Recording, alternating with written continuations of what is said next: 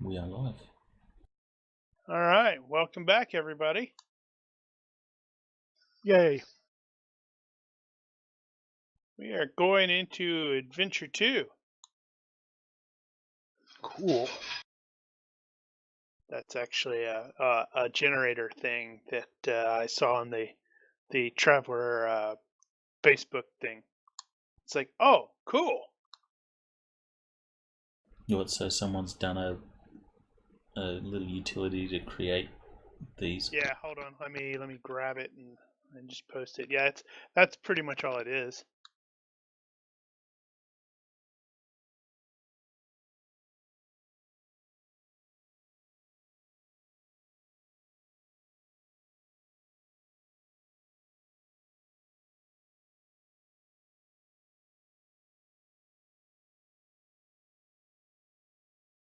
Right. Well, welcome to number 2.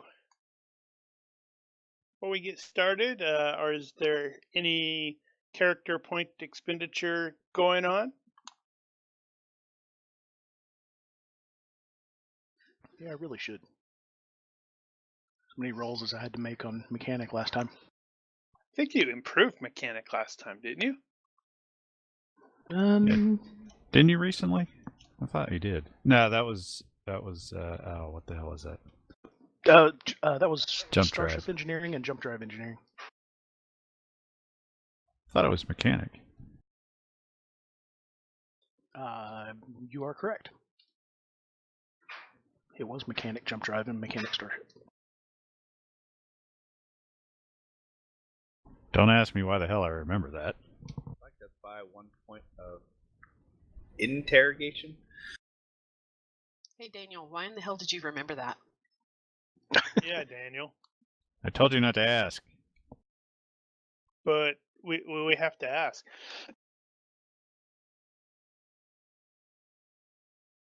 Yeah, did you actually do interrogation, Mark? The only thing that's kind of where I'm like, the only things that would probably is the amount of time spent in interrogation and Yeah, he got potential- interrogated. That's true. And I'm only looking to spend 1 point. Yeah, I don't have a problem with that.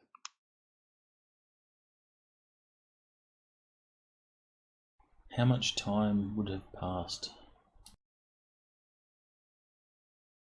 Since The previous adventure. oh, we're going to be starting there, and then you're going to have some time. Because I'd like to spend some points on contacts and stuff, Eddie, but it's probably not appropriate at this point then.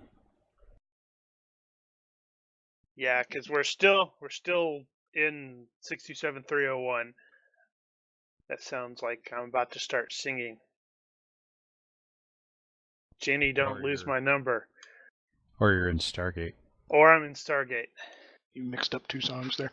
Yeah, that's okay. Maybe that was intentional. Probably not. I thought it was 8675. Yeah, I know. Oh, here's a fun trick. If you're ever at a gas station that asks if you're part of their member program, and try throwing in that phone number. Use your local area code and then put that number in. See if you might get points, or somebody's got points. Yeah, No one no. forgets that number. At least no one in our It's a generation good idea. does. I actually done it once and got 10 cents off. It was so crazy. I was like, I'm gonna remember this. Somebody's Yeah. probably ticked off. I thought I did it on a lark. I wasn't actually intending for it to work. If somebody has that number, then Yeah. they're expecting that.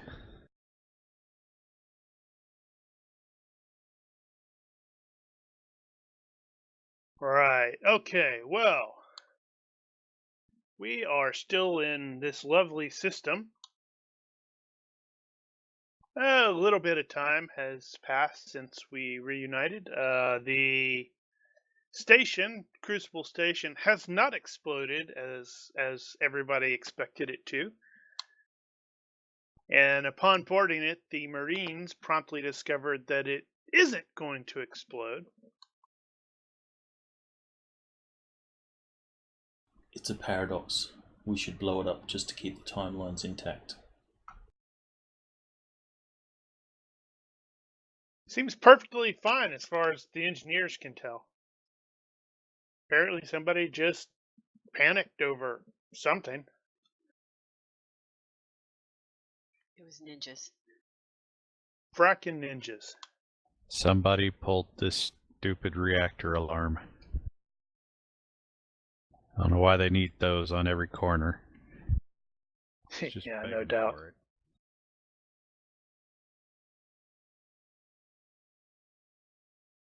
Right, and so the primary, the strike carrier that has shown up is the domain of exertion, and Global has sort of mostly been in charge of it.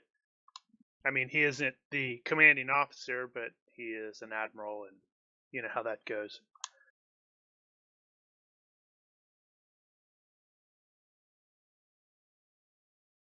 From him,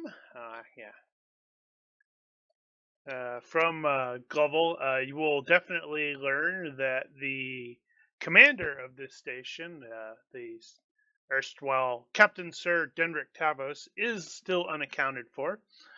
He's presumed to have been on the gig that, well, I think it was Hank blew up, but hey, you know how that goes. Nobody, no death, right?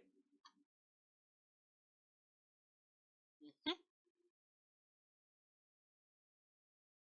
From the Admiral, Ella at the very least will learn that after conducting repairs at that classified system that the Pilgrim jumped in, and right after the Drake shot the Pilgrim, Global and his crew spent about a day or so trying to figure out what just happened.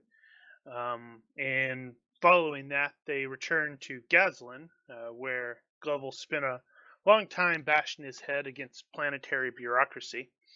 Imperial intelligence finally stepped in and ultimately pointed them in this direction. So this was one of those instances where it's like intelligence analysis actually at use.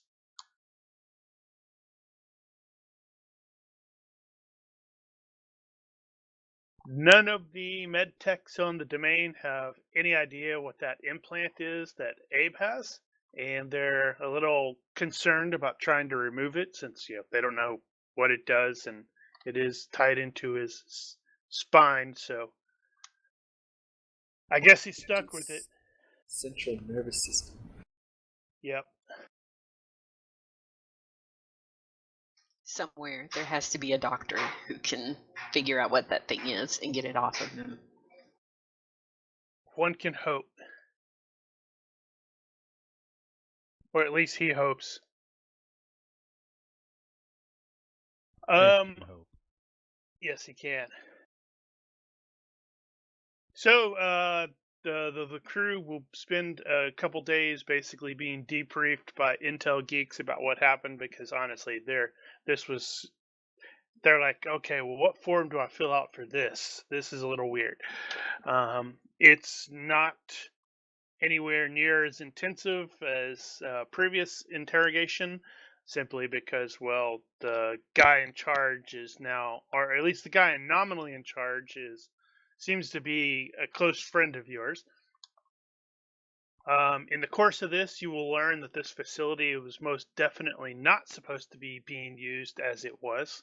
It's actually supposed to be studying that black hole because all of the evidence they have gathered to this point has indicated that this black hole was artificially created, likely by the ancients.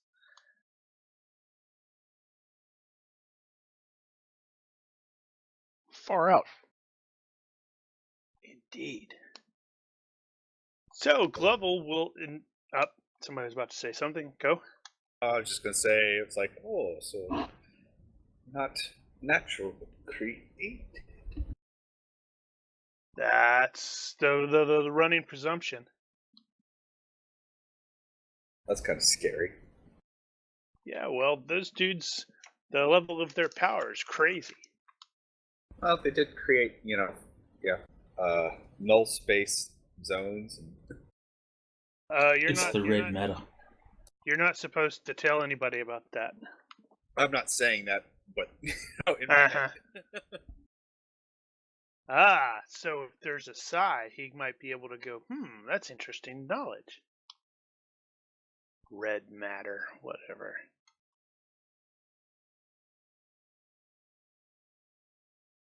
Right, so the Admiral will inform Ella of his intent. He's planning on taking the Pilgrim and obviously the PCs back to Prozlo as quickly as possible, since by his calculations, by the time you guys reach there, a little more than a year is going to have passed since you left, and well, there's that whole court case thing, and so he's planning on spending the absolute minimum amount of time in each system, so it's like drop in, refuel, leave. Speaking of court, did we miss our court date? No, No, not yet. remember well, and I thought too that Other you court guys date. and the most that was covered by proxy lawyers and everything else. So you had designated representatives set up. Yeah, but I think she was. Which court date were you? You're talking about the serial killer guy. No. Our original ship was impounded. I thought Yeah, that we had a court date to work all that out. There was lawyers that were basically running that stuff. And that's that's why we left Sam behind to act as the face. That'll work. He can take care of the cat too. But still, it has been quite a bit of time. So he is planning on departing at earliest opportunity, which in this case will be, since Daniel loves to track the stuff, that's going to be 227, or day 227 will be the departure date. He doesn't love that. Liar.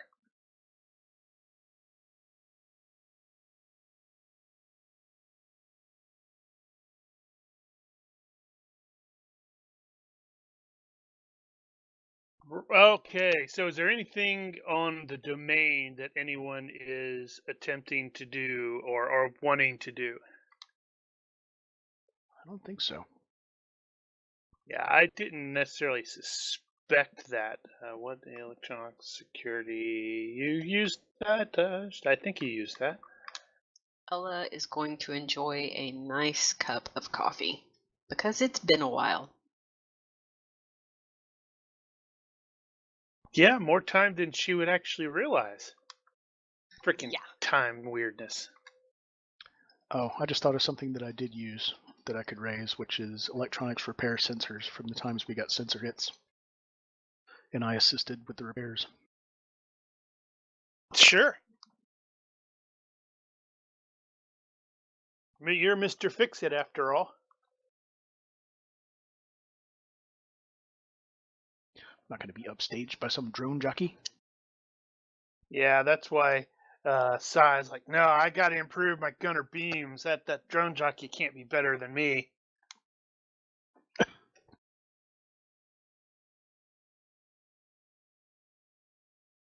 All right. Well, interestingly enough, Lieutenant Dannison is going to be accompanying the crew on the Pilgrim. It's you kind of get the feeling he's sort of the Admiral's, let's call it, minder for Imperial intelligence. And Sai, you will have been able to basically confirm that this guy is intelligence. But the weirdness is he has never been on that station. Glovel met him when he went back to Gaslin, and he was with Glovel on the domain the entire time. So that's like a head scratcher for him. Wait, but did we meet him in the bay? That's weird, isn't it? That is weird. Okay. It's one of those, like, he has twins just to really mess with people's heads. Or what is Maybe. it? Body double, or what is it? The life simulator, simulated life form, or whatever. Life model decoy. That's it. He's the impossible guy.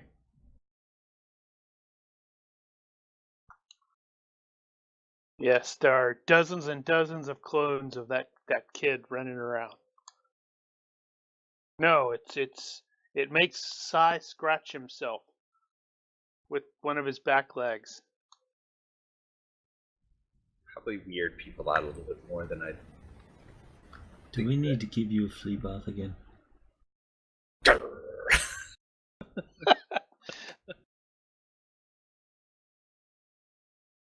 All right. Only if you rub my belly.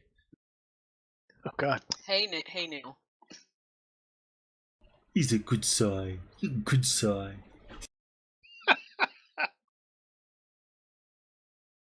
Okay, so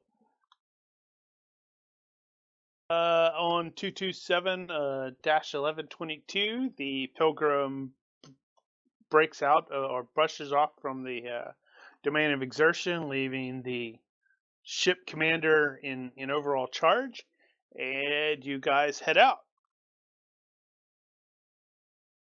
Obviously, Abe is back. He's at least upright and conscious, and he's going to thank each one of the PCs individually for coming to get him. But other than that, unless pressed, he's going to mostly spend the majority of his time in the lab. Analyzing himself. Potentially, yeah.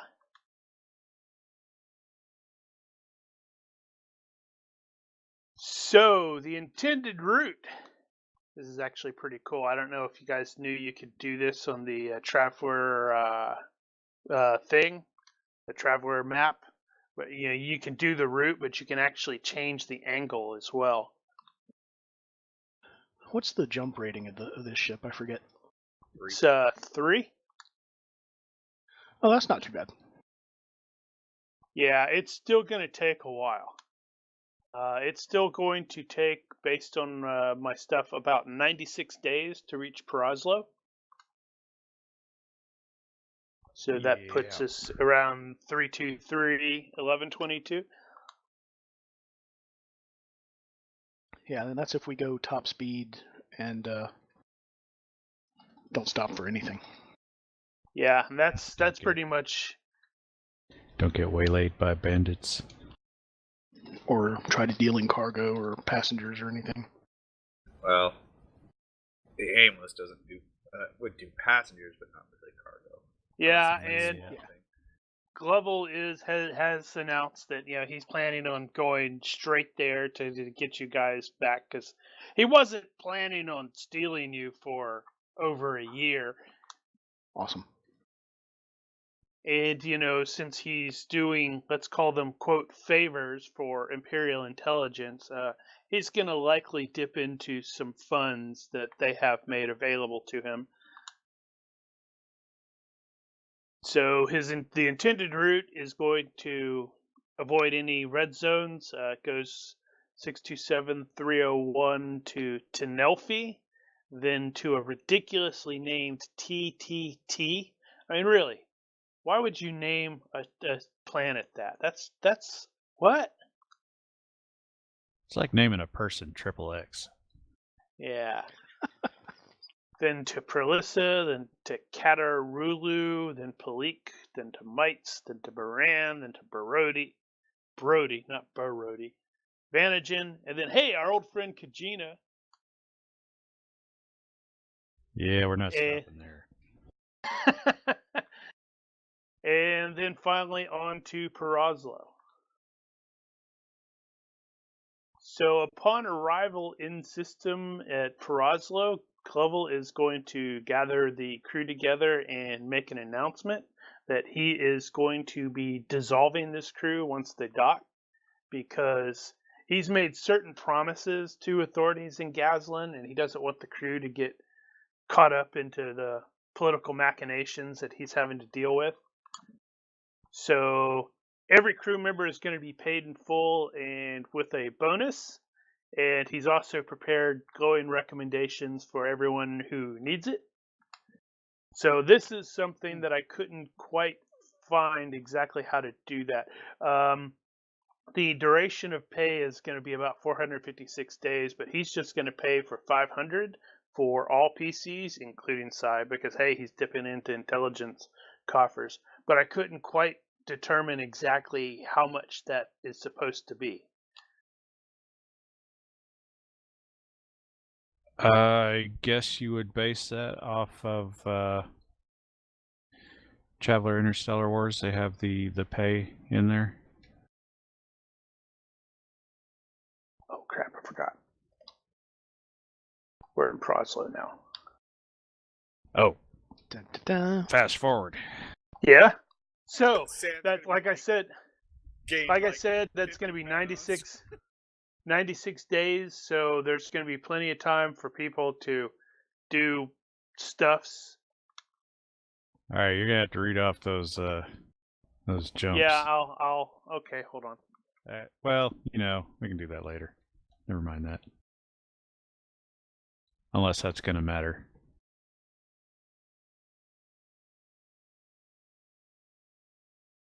What was that date again? At least update that. 323-1122. 323. Captain's log. Yep, got study points.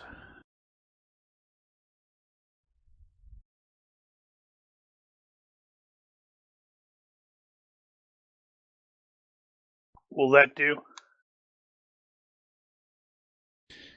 Can do that. TTT. That Yeah, see I what I'm. you mean. Well, at least it wasn't letter T, letter T, letter T. Well, Capital T, it capital T, is. capital T. It could have been an alien planet, maybe.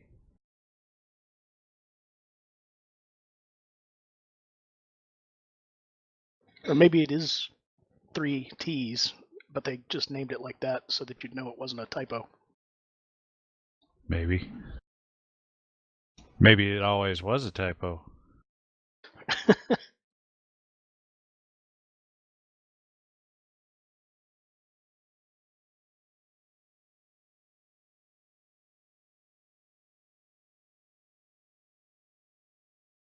Huh. Yeah, TTT. Right. So, okay. So you're saying Interstellar Wars. I did not think of actually looking there. Phil, if you want, keep going, and I'll look it up for you. I was going to say, that's probably not critical right now either. Right. Well.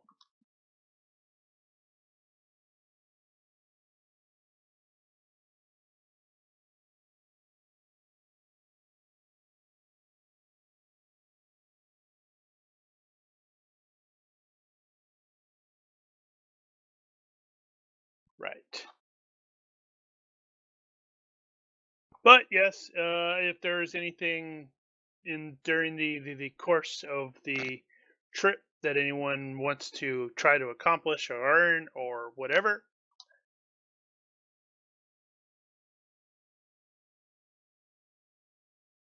otherwise, we're at Proslo. And everybody's like, "Whoa, been a while since we've been here." Like a year.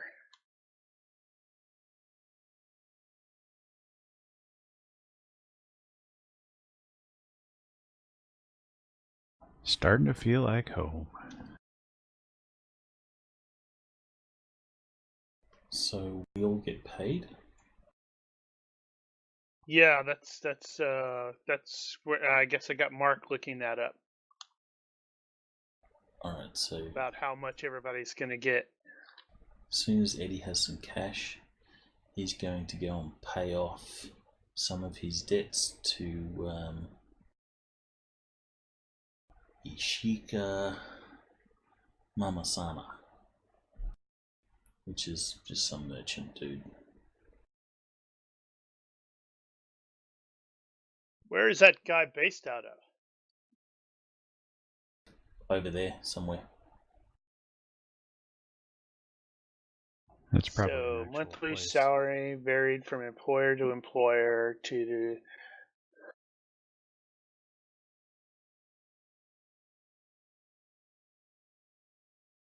Let's see. So he is dipping into whatchamacallit. Not whatchamacallit. Imperial intelligence coffers. So he's probably going to go with at least the commercial rates. Plus 300 times best prerequisite skill. Holy cow.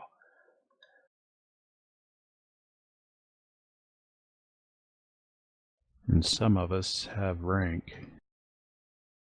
Yeah, but if you've only got rank, if you only got rank 1, that's not really going to do anything. Some of us have rank 2. Who has rank 2? I think Well- Hank and Ella both have rank 2.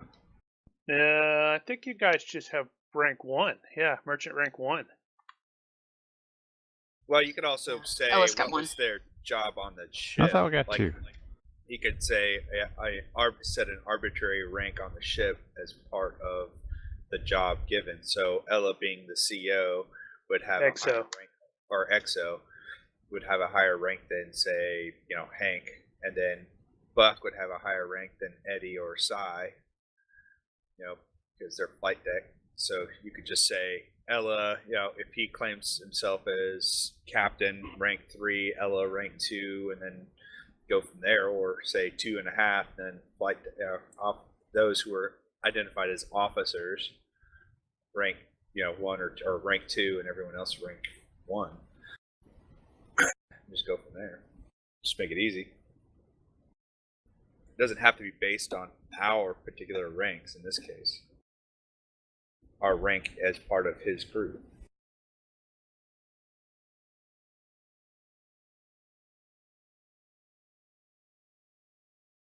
Yeah, I think that's how we had arranged it early on, was that Ella was in charge aboard ship and Hank is in charge anytime things go tactical. So if you say Ella and Hank as 2,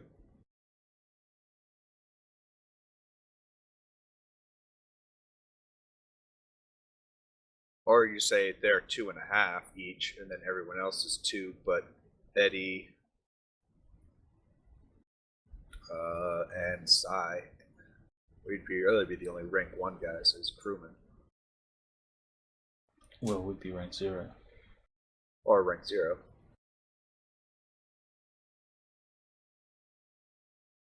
Well, I would say 1. the way we're because then we would structured get for the nothing. company, the way we're structured for our own company is not really relevant in this case. This is more how it's structured for the Pilgrim. Oh, yeah. I would say, So, like, if it courtesy makes ranks. sense, I would say Ella is 2.5, Hank is 2.5. If we're using the Terran Navy pay here, do the multiplier as a 2.5 multiplier for Ella and Hank. Buck gets 2, Eddie and I would say Harris is a sensor operator, gets 2. Eddie and Cy get 1. Multiplier of 1. Makes it easy, clean. We don't have to get too into the weeds about it. Well, where does that leave us? Yeah, figures that's monthly. All right, how many months are we looking at here? 500. 16. Just short of 17.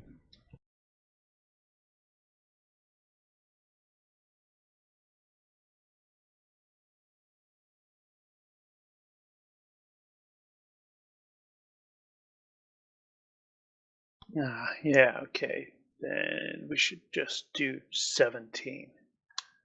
It's not his money.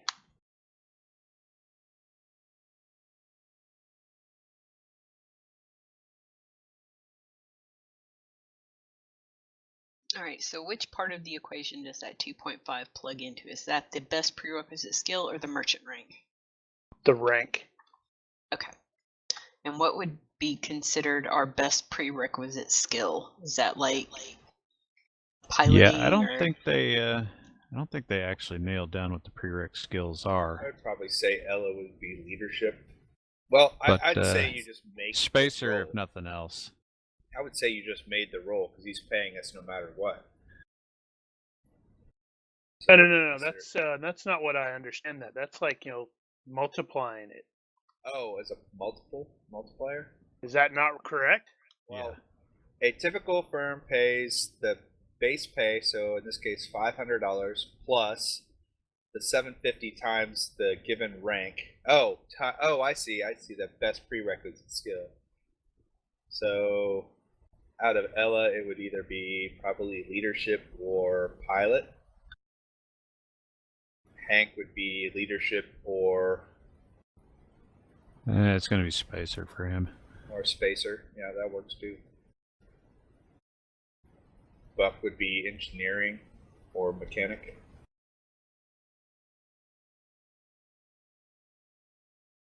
So I would just be Chief engineer for the temporary. And we're using the Terra Navy version and not Yep. the commercial version. Okay. No. Use the commercial version. Okay. Cool.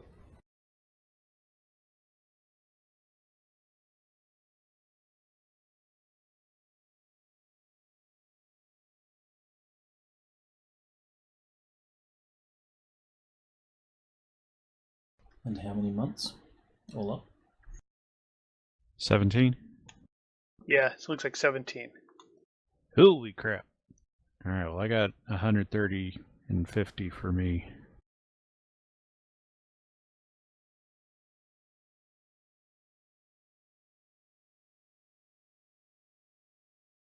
Whew. Well, considering we haven't been paid in like forever,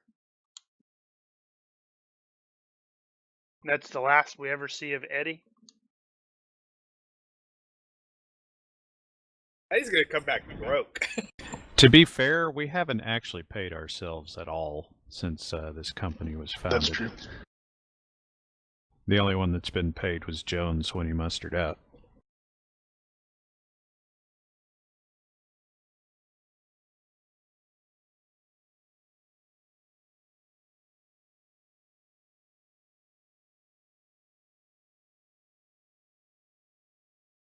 Jesus, let me get my slide rule.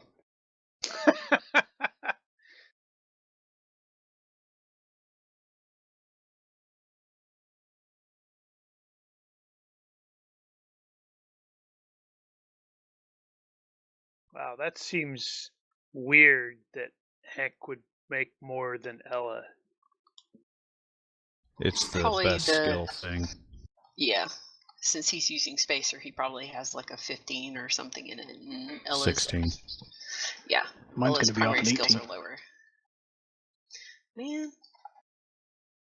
Oh well.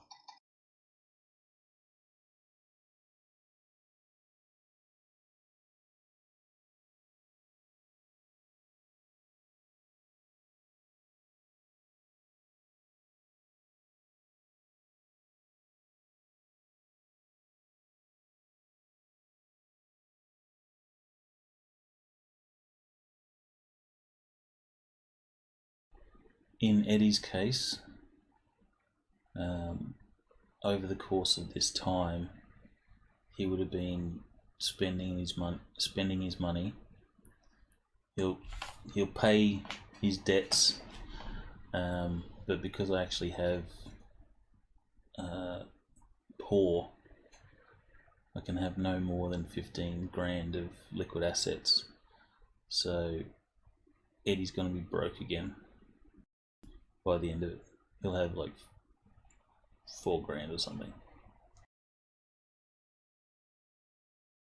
Yeah, actually, Hank is gonna pay back the company money he took for replacing all his gear.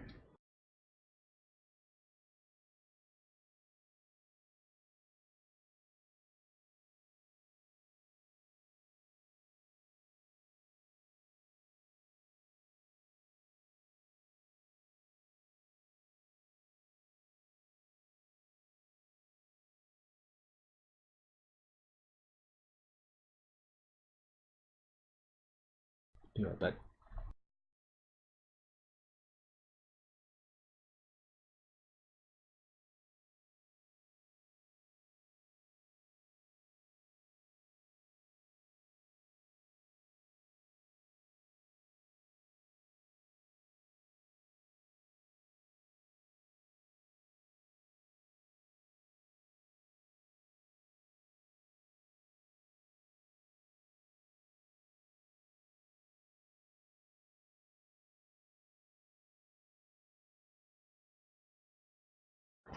Wow.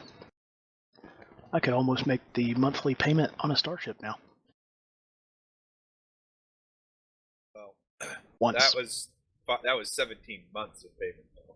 Right, exactly. And I could pay for a starship mortgage for 1 month. Yeah, So you far to better go. have a full hold. Oh wait, you wouldn't have enough to pay for a month and And fill the the hold. And buy fuel. And pay the crew. So really, it's just an expensive apartment.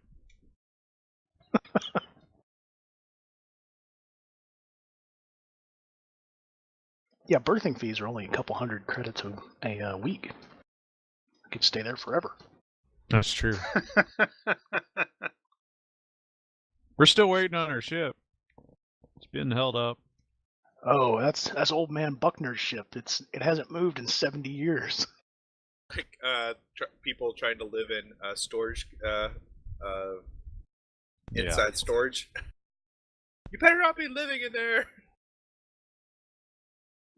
If I worked there, I wouldn't care.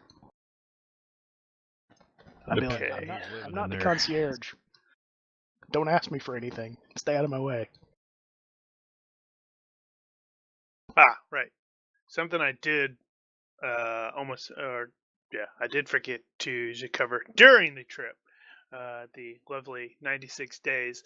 Abe is going to speak to at least Ella, and probably Hank as well. Might just be the both of them, considering they're the two people that are basically in charge. And he's going to acknowledge, yep, okay, yeah, that you guys are going to be aware that he's the registered psi now, and he is aware that this could make things difficult for the company.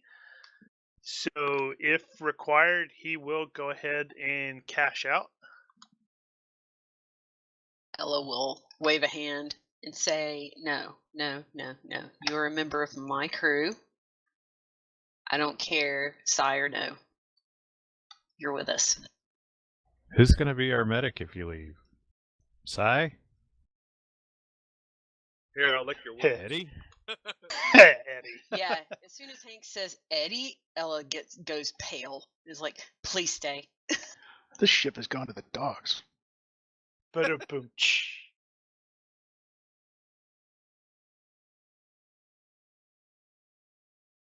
He's greatly thankful for that. Although he probably is going to request some time off to look into this, whatever the heck was done to him. Well, we've got to get our ship back, so we're probably not going anywhere for a bit. Yeah, take the time you need. Cool. All right. I was not able to find any visual references to the high port that we have for Perazlo, which actually surprised me because we've been here more frequently than anywhere else. So I went and used that one. I don't know if it's entirely appropriate. Pretty Good cool. enough. I So like be it. it. This is Nimso Orbital, the high port. Oh, actually, I think I don't remember if that was official or if I was just deciding that there was like three or five high ports. In Perazlo, there's only one. And since There's it is actually Class only A, it's one? got to be huge. There is only one, yeah. And it is owned by the... There are multiple starports that are dirt side, but there's only one Right. high port. And this Well, is it's not uncommon for there to be multiple high ports. correct. But then, as the characters know, Prozlo is highly balkanized. So this thing is operated by the large company, or the large nation state, NIMSO. Right. Okay. During the docking process at NIMSO orbital, cached communications start coming in, because, as I recall, the majority of us were parked here for like 6 months, so we had to do the. This is now our home of record for the time being. So yes, cached communications start coming in, and among the most recent ones that the appropriate people from Spinward Star LLP and Admiral Glovel have received informs you of an emergency court date tomorrow at New Gave and Moravik. Moravik is another one of the nation states. New Gave is like its capital. As stated, the characters are aware. Prozlo is highly balkanized. It's TL9, teetering on TL10, provided they don't have another world war. There are two major factions, each comprised of many nation states. These factions are the private ownership bloc, which is the largest, but the ones that it's not as wealthy. It's about 2/5 of the nation's, half the population. They focus on limiting the corporate sizes, or limit the size of corporate concerns through intense regulation, stuff like that. And then you have the free commerce bloc, which has fewer nations but is generally more industrialized and technologically advanced. It doesn't impose limits. Moravik is one of those, as is NIMSO. And Prozlo is also the fiefdom of Count Angeliak, which is squarely, the fiefdom is squarely between the two bloc leaders. Angeliak City. Right, so we dock at NIMSO Orbital. And the crew are released to do whatever they wish to do. So it sounds like Eddie was immediately going to start looking into paying off some of his debts. Yep. Well, that's good, because you definitely have some cached, some cache messages of increasing virulence, where they're like, "Hey, you are way overdue, and if this isn't handled ASAP, leg breakers are going to be coming for you." Mac Mountain. And maybe some more leg breakers. Gonna have a Han Solo moment. I was just on my way to pay Jabba. That's right. That'd be funny if Mac ended up doing leg breaking for loan sharks. Stuck on this goddamn planet. So, I poked around with regards to the Traveller stuff when I was trying to figure out exactly how basically the equivalent of the post office works. And, consider, I'm not thinking post office so much as like internet and such like that. So I'm sort of seeing it the same. It looked like there's like these postal unions. If I understood that correctly, that they do that stuff.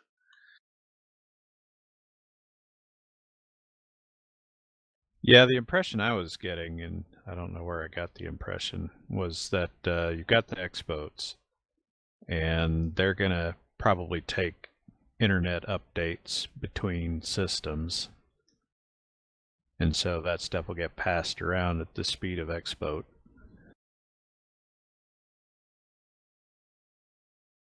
Right. So, but I figured. Yeah, go ahead. I was going to say, yeah, information is propagating both ways on those routes at all times.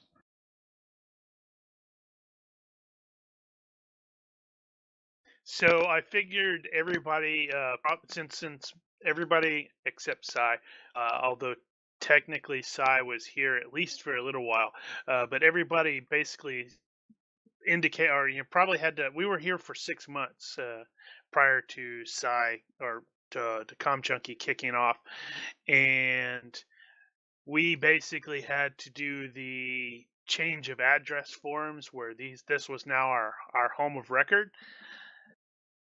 So I figured everybody has equivalent of email, mail, whatever accounts. Right. Yeah, so everybody's going to have messages that you're probably going to start weeding through as soon as as soon as we jump into or in system. Well, to be fair, this is not an unknown condition for spacers, so Right. I'm sure people aren't sending them messages every 5 minutes. I don't know, you might have some from your mom. Cuz Well, that's just normal. Yeah, cuz Hank's parents are still alive. Hank's mom has a tattoo that says son.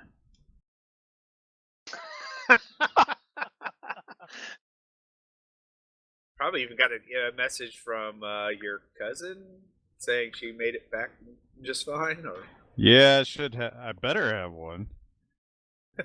I had completely forgotten about that. But Although yeah, you're that going to have was, those. Well, we that had was a 6 while back. months on Paroslo, so she should have gotten back there by then.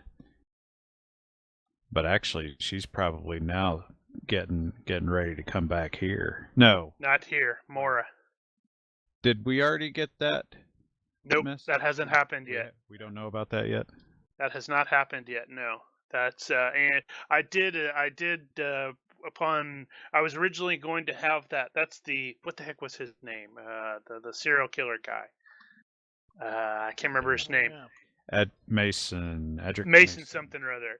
Yeah, Adric. That's right, Adric Mason. Damn it, because when you said Adric, I'm like, oh wow, I totally thought of the Fifth Doctor's companion who died to fighting Cybermen. No, that doesn't date me at all. Dude, Best Doctor.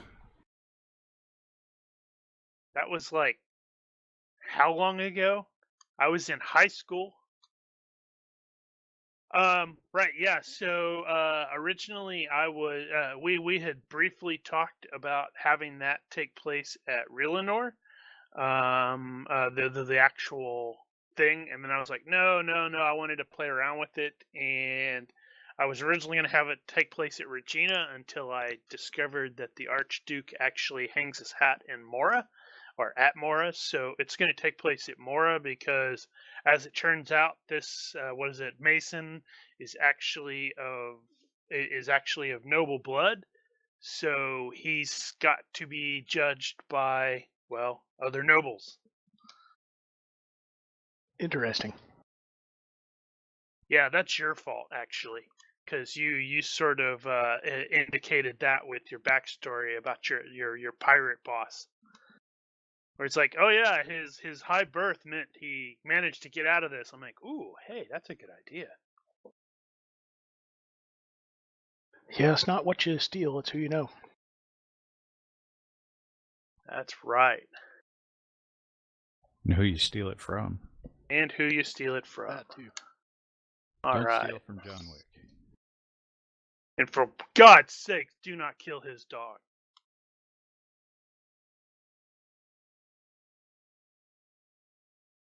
That is totally going to be our sad Keanu now. Mm-hmm. Yeah, that's not going to be good for us.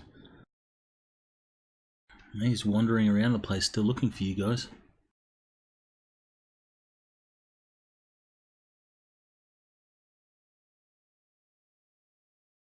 Which means he's depopulated a continent somewhere? Not yet. You haven't killed his dog. That's true. We're going to find out that somebody else killed his dog and he depopulated that continent. It's a good thing we weren't there. Maybe we'll just be dealing with the guy that killed his dog, and we'll just stick our hands up and say, we got no part in this, and he'll just move on.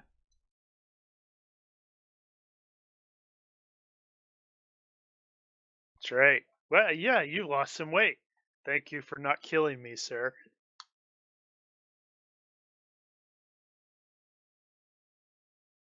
All right, well, let's see. I always start from left to right. So I'm going to start from right to left for a change. So it looks like it's Hank, Could always random roll it. but there's only 5 of you. That's so D10. confusing. Yeah, I guess I could do that.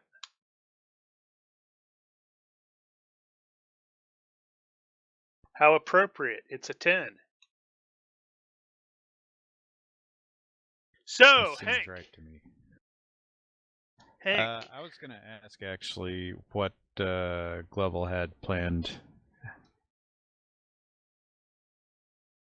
What do you mean? Like, we got here, we got paid. Is he just buggering off now, or is he staying around? No, he's going to be obtaining a new crew that is basically that he isn't emotionally invested in.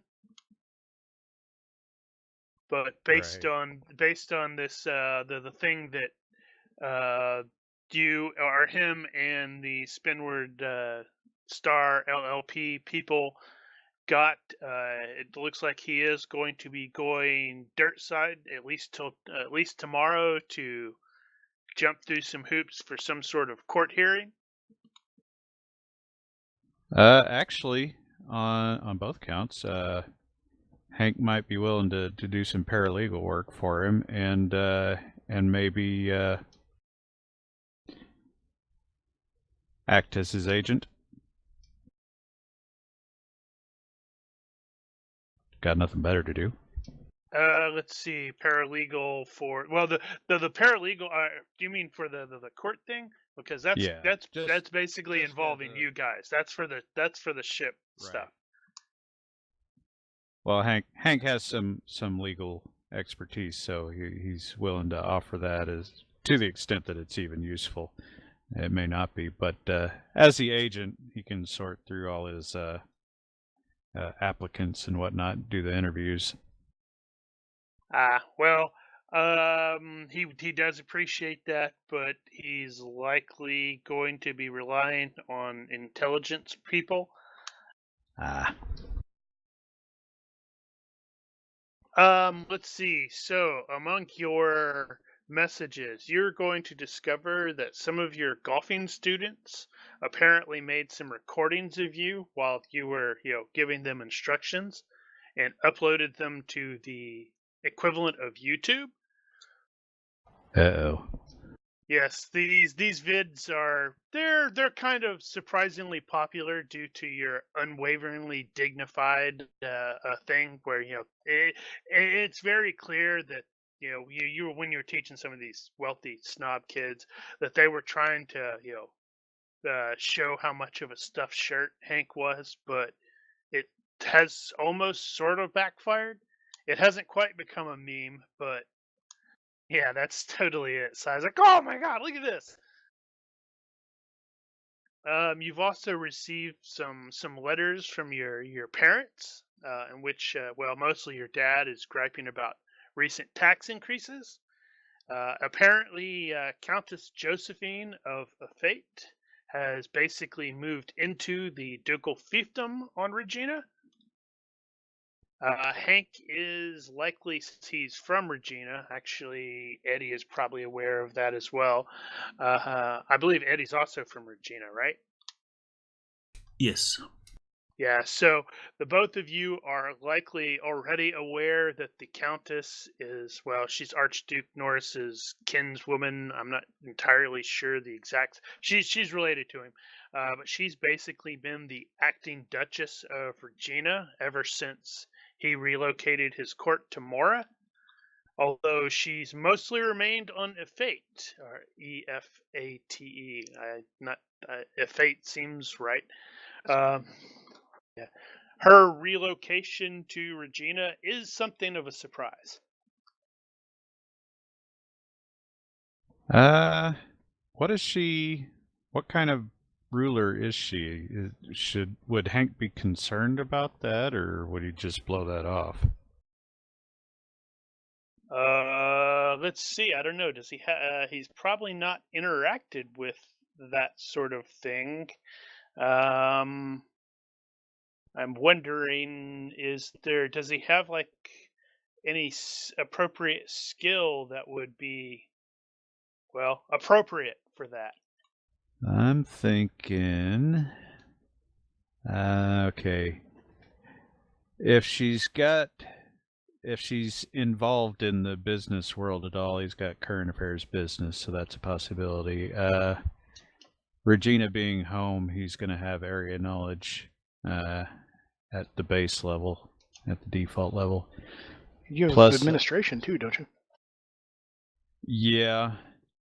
I've also got specific area knowledge per Oslo and area knowledge for Eleanor, which could... No, that's not going to be appropriate because she's Regina, and this is entirely different. It would be peripheral to that. But I think Regina is already more specific, so that would probably make more sense. Where was she holed up before that? She is the Countess of Efate. I guess I should have had a... Hold on. Is that the same subsector? Yeah, it should be. Damn, I don't have the... Holy crap, I didn't put that in there. Hold on.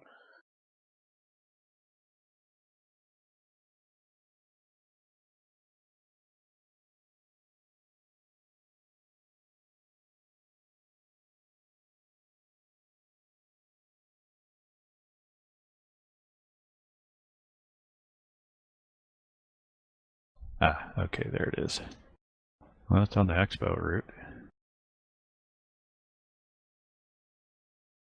Yeah, it's a month away. News at the speed news travels. Yeah, unless she makes a lot of waves, he might not have heard a whole lot. Well, she is the acting Duchess, and she has been for a while. Yeah, that's true. Yeah. So he'll just know her as the acting Duchess, so whatever. I guess that brings that authority closer to home. To whatever extent that's an issue.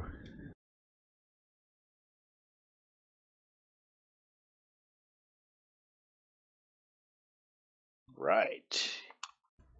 So as far as what he's going to be doing, or was there any more news stuff?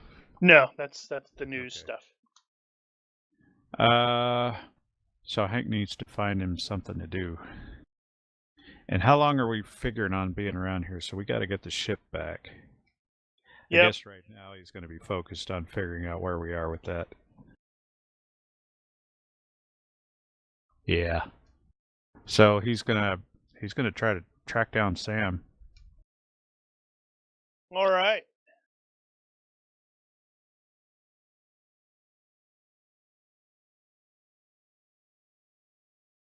Right. So, when you call Sam's number, you get a woman who identifies herself as Roxy, and she's wondering, "Who are you? What are you doing?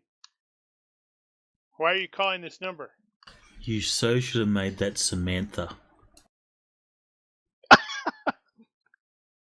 It'll be a little awkward to explain if Nathan comes back. Oh my god. Well, we didn't kill your character.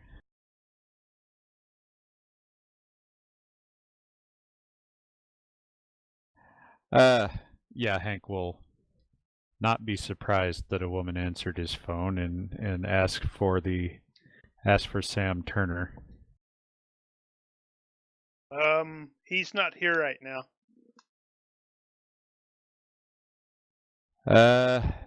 Then, if you would be so kind as to leave him a message that his old crew is back dirt side, and are looking to find out what the status is of things. So if he would call us back ASAP. At this number? This will do. Okay. And she hangs up.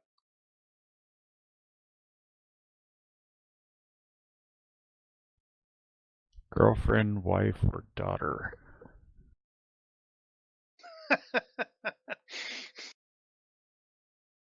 Or burglar? He's got him all tied up, gun to his head. Like. That's totally what happened. He was like, and then as he's talking, she's sitting there, pointing the gun at him, and he's like,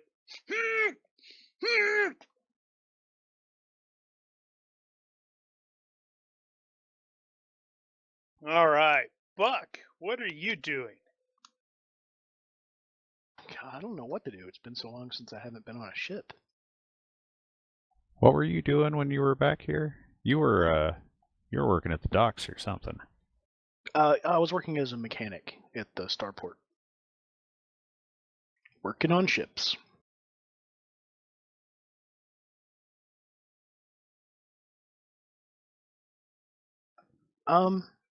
I guess just some superficial stuff, like checking in with friends that I made while we were living here for a time, letting them know I'm back, asking how things are, etc. And probably get a room. Since we just got paid, shouldn't be a problem. Yeah, I sincerely doubt that. Yeah, that's not going to be a problem. All right, so you walk into a familiar bar that you were hanging out with, and unfortunately for you, as you're going in, an old associate of yours is coming out. Oh man! And he's like, "Well, Bucky!" Hey, Pitt. Long time no see. Indeed. I thought you had done the galaxy a favor and died. Not yet. I tried really hard, though. Did he really? It's more like the galaxy tried hard. You look like you've been shot at and missed and shit at and hit. That's a good one. I'll have to remember that one. Yeah, well, have you put on some weight? I think you put on some weight. Your head's looking kind of fat. You want a drink? And that definitely will cause him to be surprised. You're offering to buy me a drink. Sure. I just got back dirt side. Well, I've never turned down free alcohol. All right, so I will go inside and find a place to sit down and drink with my enemy. Which And then is get up and leave all him with the sorts of cat. weird. Yeah, because he's totally going to order the most expensive thing they have. I have no idea how much that's going to be, but it's expensive. Lobster shot. That's I may need to do an AFK to throw up. That's just So yeah, I'm gonna try to find out what I can about what he's been doing and what commercial adjacent activities he's been up to, without giving away anything about what I've been up to. Right. Well, as whoops, let me double check. I don't think he's an actual. Yeah, he's just a commercial rival. Yes. So he's not likely to draw a gun and shoot you, but Yeah, but if he finds out what we're doing for money or what our situation is, he might try to find a way to screw me over. okay. Do you have any appropriate social skills to? Yes, carousing. Is that opposed? I don't think I can remember. I don't remember exactly how it works, but It's a +2 to your reaction roll. So if you make a successful carousing, add +2 to your general reaction. Ah, right. So I will attempt to carouse by buying him and myself a couple of drinks, and then I guess we'll see what his reaction is. And if I fail, I guess it'll just be a straight up reaction roll. But I didn't. You did not.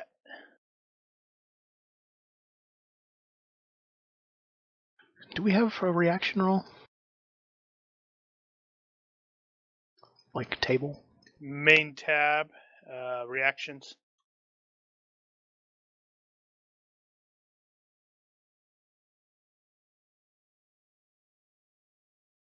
There's even Yeah, a it's little been a dice while. to click on.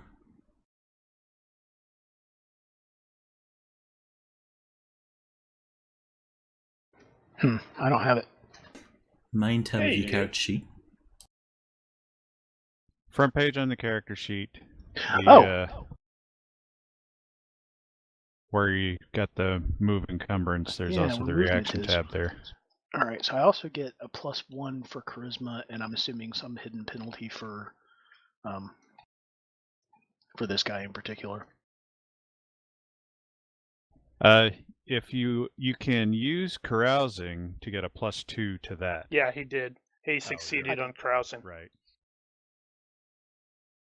Figures I was up when you did that. Oh man, that should have been in the box. Well, it's not in the box, but clearly that was some damn good booze.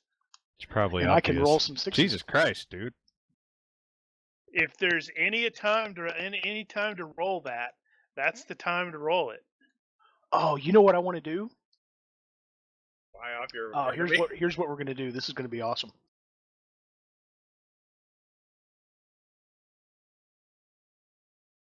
We are going to drink all night and talk about old times for 6 hours and shut down this bar.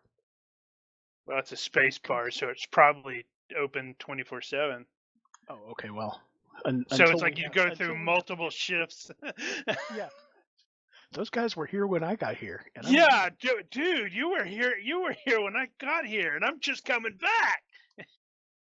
And we will forget how we became enemies in the first place, and have a great time, and completely forgive each other, and end up going, "I love you, man. I love you too, man." And I'm gonna pay 5 points to buy off this enemy. Well, okay. I mean, you rolled frickin' 21. That's an excellent. Yeah, the idea didn't even occur to me until as an ally. Oh, you know what? That is exactly. Or a contact. Well, I'm gonna change. I'm gonna spend 10 points to change it from a -5 to a +5, and I'll figure out exactly what it's gonna be in downtime. Yeah, you physically can't roll better than that. Yeah, and that's where I got the idea. I was like, you know what? That was so good. Maybe he likes me now. Buck, you're all right. I don't even remember why I hated your guts. It's because you wouldn't buy him a drink. It may be. So I'll probably our tab's probably going to be outrageous. I'll take off like 1,000 credits. Yeah, you just got paid. He still calls you Bucky though. Yeah, that's fair. All right, yeah, that's the time to do it.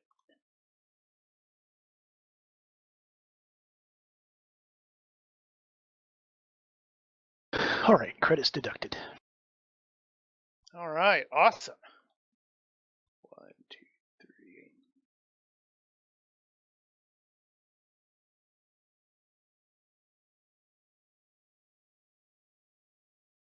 Right. So, Ella, you have many cached messages from actually agents from the Rillinor Navy.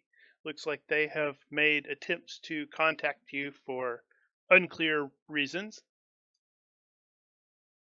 She'll just kind of filter through those. If they She's didn't. like, yeah, whatever. Yeah, whatever. Delete. Like as I said, put in chat earlier, she's got like 457 messages from her former flatmate, Thelma, the crossdresser. And here's a picture.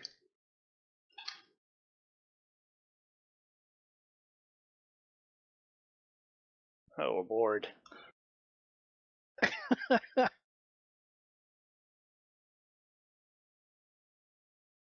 So That's RuPaul. yeah, it's Oh, that's basically funny. who I had in mind when I was thinking of the scenario. So she starts going through those messages, and they start off normal enough. Like, hey girl, I know you're out there flying in the stars, but I'm flying too tonight. Yeah. That kind of thing.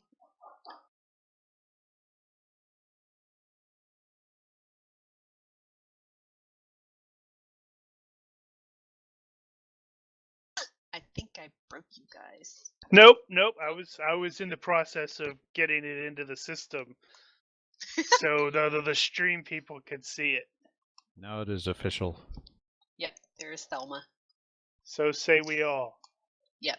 But Ella just kind of rolls her eyes and goes through the messages and eventually tries to contact Thelma, but is not able to get in touch.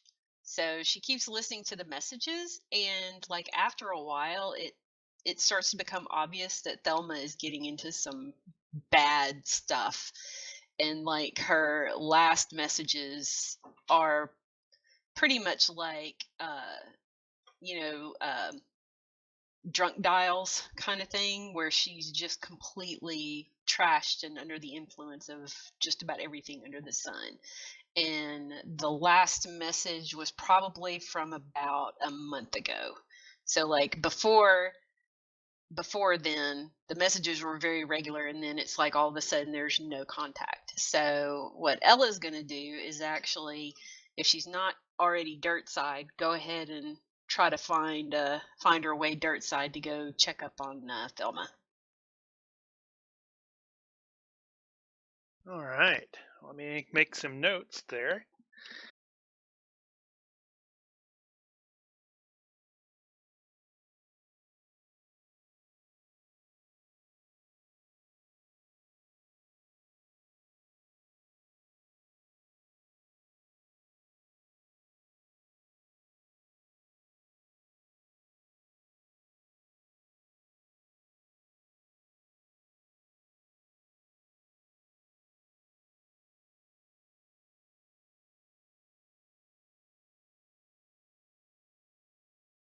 Interesting.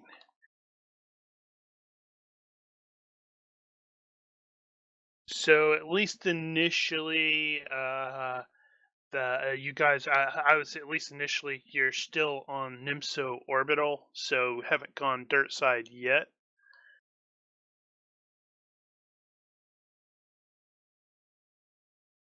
So yeah, it's just kind of an eventual thing that she's going to work towards. So noted. She's emptying out her mailbox, voicemail box.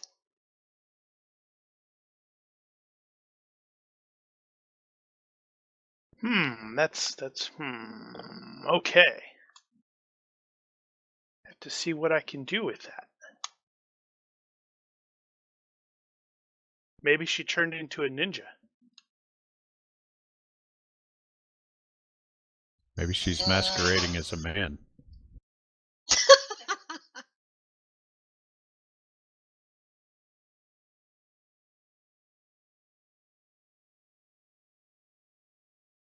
Murder mystery. Why are you presuming it's going straight into murder there, Mark? Because it's always murder. Because violence is the easiest solution.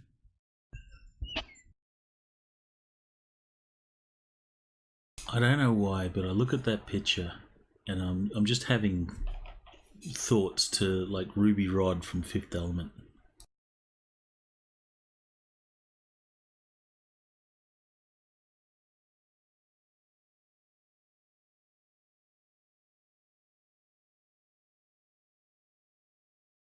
And she's also going to have some.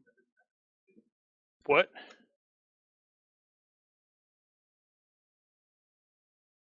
Hold on. Looks like Daniel got User dropped in your for channel some. timed out.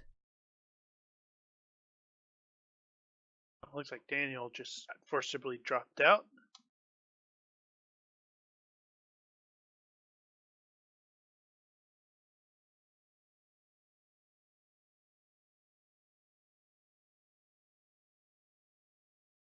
Right. Gigerman connection lost. Okay. Well, and I also wanted to, she's also got a handful of messages from Truman reaching out to her to let her basically know when he's in system.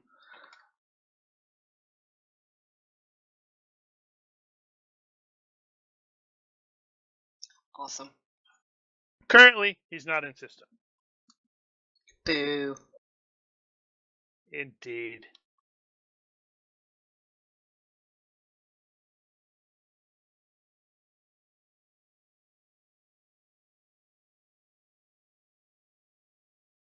And since Eris is likely going to be out, what I decided is he was tinkering. He's a klutz. He has the klutz disadvantage. And he was tinkering with Jim. And he broke something really badly. So he is going to... Oh, yeah, we should probably figure out...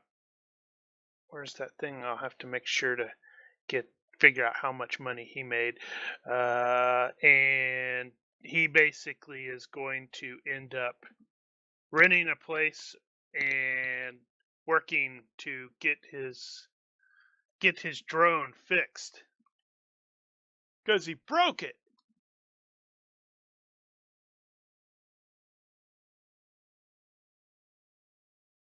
He snapped into a Slim Jim.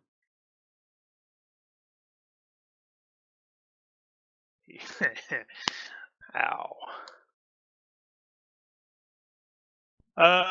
Okay, so let's see, and it looks like the next one that I rolled was good old Psy. So right, so I noticed you said initially that you reached out to make contact with the local IIS guy or IISS, whatever, the Imperial security guys. Right. Mostly to say, hey, I'm here. If you know, checking in, I'm here. Yeah. Yes. Kind of under his breath, I hope they don't come need me. But if you know, they immediately, as soon as you make contact, they're like, you need to check. You need to be, in the safe house yesterday. Ugh.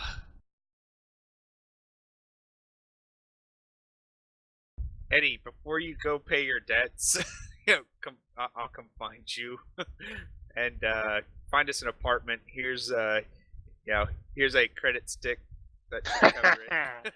Perfect. But only for that amount. But make So sure it's not a blank check. Extra security.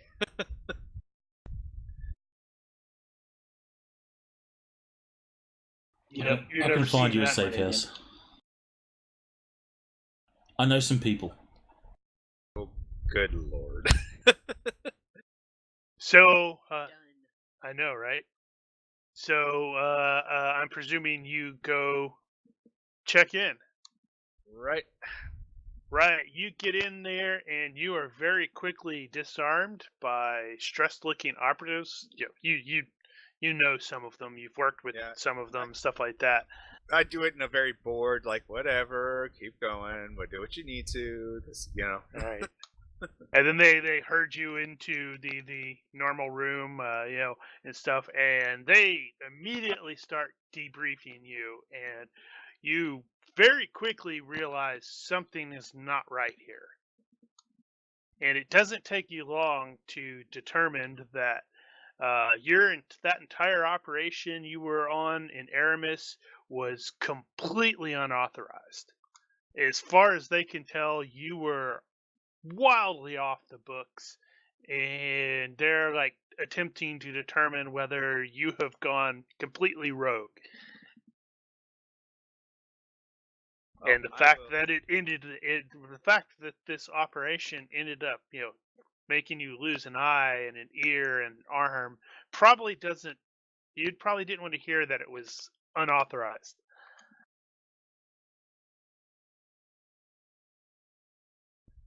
Well, I'll debrief within the limits that were previously established. You know,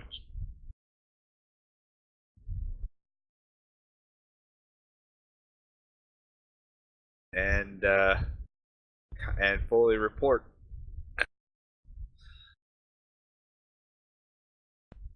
Especially anything regarding the contacts that were established or made, while at Corfu, etc. Drop intel, full intel, download for all the Kalamanaru folks and their Vargar, Corsair mercenaries that he spent time with, and ultimately sabotaged. This is what he does.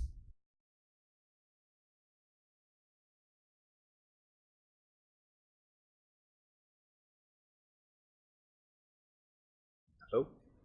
Yeah, sorry. I was Okay. trying to fix something really quick. Went really quiet for a second.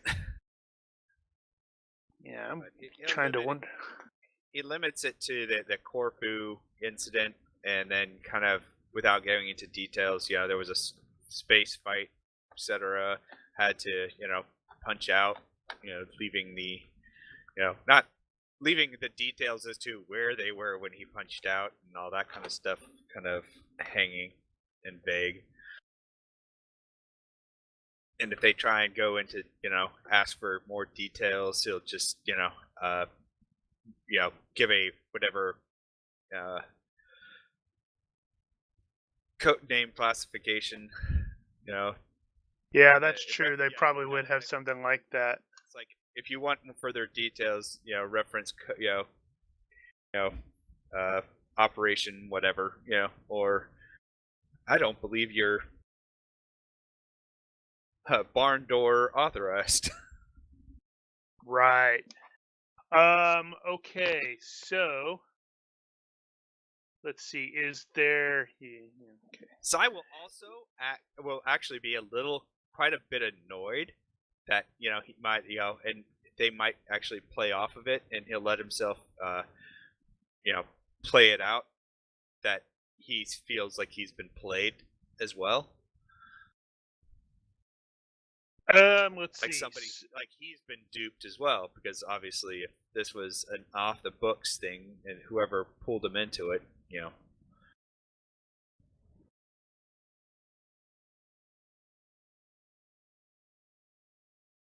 which is why Sai's willing to give up whatever information that might bring the SOBs to some kind of, well, again, not necessarily justice, but some kind of reckoning.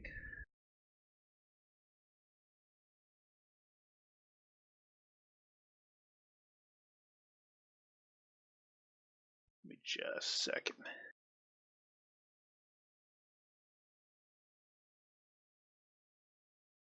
I had one of those. Oh, that's not a bad idea. I need to take care of something really, really quickly.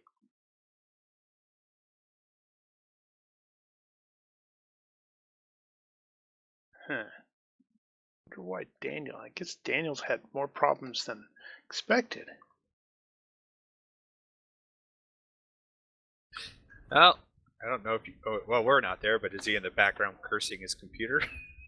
Well, he stuck his head in my room. He's like, "Hey, I guess that didn't happen to you." I'm like, "No." And then I got the little, "Hey, you just lost this person." And I haven't heard him cursing as of yet.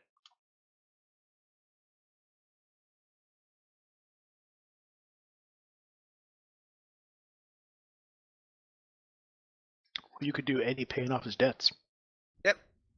Oh yeah, I was just doing something else really quickly to finish with Mark, because Sai is mostly not entirely dead. Right. So they spend some time going over this stuff, going over this stuff again.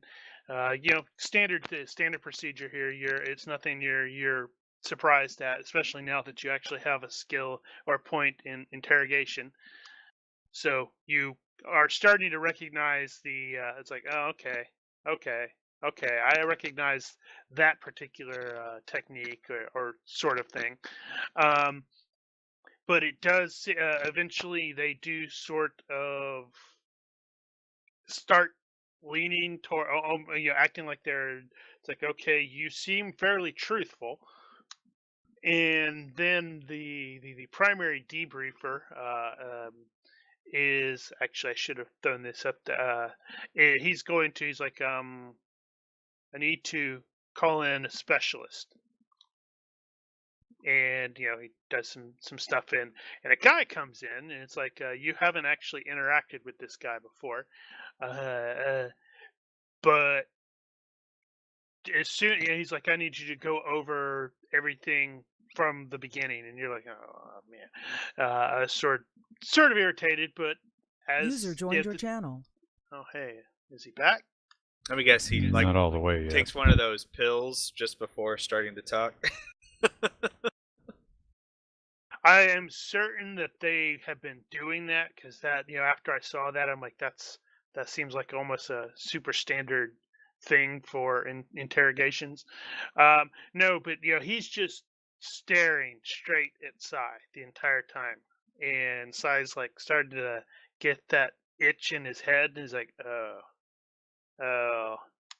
right. At some point, Sai will just sit back and is like, do I even need to talk? And the guy, he says it does help. Because Sai will, make it obvious he's like recognizes what's happening and kind of does the, all right. So he'll kind of sit back and relax. It's and kind of let it. It's like my life And at some point, point, is pretty much an open book, and it has to be. Except for what he can't. If he asks those direct questions about those events, he's like, sorry, can't talk about that. Did you just say you're gonna lay back and let it happen? he did. Just let the mind screw happen. So at some point they do start narrowing in on the contact that sent you on the mission to Aramis, and that is the what is his name, Kanzi, Gerhard Kanzi, which the other all the PCs I think have actually interacted with before. He's the one that also gave the syringe to Sai, if I recall right. Yes. And he's like, yes, and in the course of that, you kind of get the feeling that that dude is definitely a person of interest for them. And they're like, they're basically doing, all right, we don't have anything further for you, but if Mr. Kanzi contacts you again, you are to make immediate contact with us, and you're provided contact information and such like that. I will. Oh, I didn't see your thing there, Carrie. Let's see. High Port Cargo Inspector. Ah, yeah, he's fallen down on tough times now. That totally works for me. To mess with us. That totally works for me. I like that. It was shady as hell. Yep. Yep. So that means frickin' Hank is gonna end up needing to get something similar, but it's on the super lawful guy. So it's like you guys or the crew hits it from, yeah, we got the super shady guy in our pocket, and we're good friends with the super lawful dude. Yeah, the guy who taught Buck how to forge customs stickers is now a customs inspector. Oh, the irony. What happened? So what happened, Daniel? Computer just go blah. It's happened a few times. What I've determined is that there's in the event viewer, it says something about a kernel something or other error, and it forcibly reboots the computer, and it acts like there's some kind of an update. So I have to go through that update process, which confused me a few times because I thought it's supposed to warn me before it restarts for an update. Huh. I think your computer just doesn't like you. And I thought I had told it specifically not to fucking do this.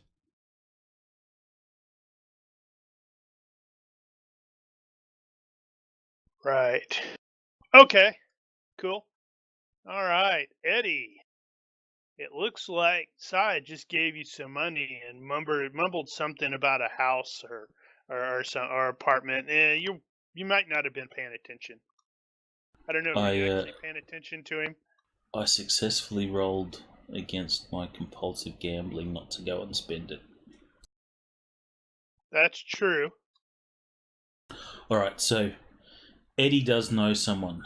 A fella by the name of Jason Risher. He has a nickname called The Skinny. And he runs in Prosley, he runs a gambling house, like underground gambling house. It's fairly low key, no high rollers or anything like that. Have you seen the movie? I think it's Lock, Stock, and Two Smoking Barrels. Smoking Barrels, yeah. Yeah, that's a great one. So the gambling thing that they've got there, kind of like that. So is this dirt side, or is it going to be in the high port? This will. Where did Sai want to be? Sai said get us a good apartment, so a status 1 apartment with door security, that kind of thing. He didn't. He clearly wasn't clear. So. Oh, it's in my text, but yeah, he probably would have thrown whatever out. Yeah, the intent. Well, it's a good place. Yep. Yeah. At least one. It won't be status 1, but it'll be a good place. It'll be nice and secure. And if you I won't know. So whatever you get, Sai's gonna have to deal with it for a month. If you put some curtains up and stuff, it'll spruce up the place a bit. Bars on the windows is secure. So it doesn't matter whether it's dirt side or in the high port? No. Let's make it dirt side. All right, so you'll have to probably get on the line, get on the phone, and make a call. Let's see, that's probably going to be on. So, is there a low port, like an Imperial low port? There's always a low port. But this is a balkanized world, so yeah, there are multiple groundside starports. There's only one in the PO block, the private ownership block, that is A class. All of the other ones are in the free commerce block. And there's also going to be probably one in the city of the count. all right. But yeah, there's going to be stuff. So it'll be dirt side in the main city there, in the star town. So it's still, within the extrality zone, but it is in the star town. Well, actually, no, it's just outside the extrality zone. Well, I think the big thing would be is, size and tent would have been, someplace that we could keep secure but live pretty darn well above our status kind of thing. Don't worry, it's a nice place. Yeah, fix it up real sweet. It's an apartment. It better be fixed up. Hey, Totally available for hourly rental. Oh my gosh. the skinny, he runs a decent show. He's got a nice place. The place is above What was his his last Oh. name? Risha. Jason spelled Jayson. Risha. I was Science, gonna steal the Star Wars with JACEN. JAYSON. Okay. JAC. That's fine. That's suitably sci-fi spelling. Darn it, we don't get to stay at the Raven?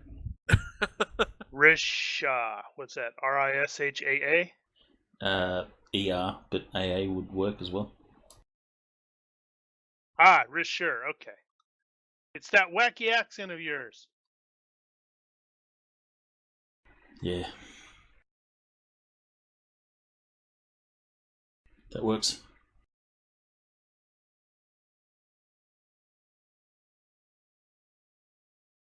Okay, so you will have to reach out to your friend Skinny. And let's see, then you'll have to go dirt side. So you'll have to arrange for transport down there. Hold on.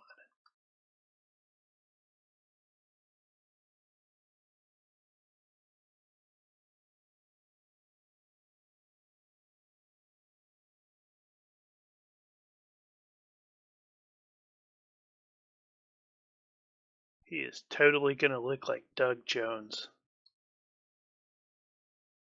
No, wait. Is Skinny an ironic name or an unironic name? I don't know, let's get the dice to decide.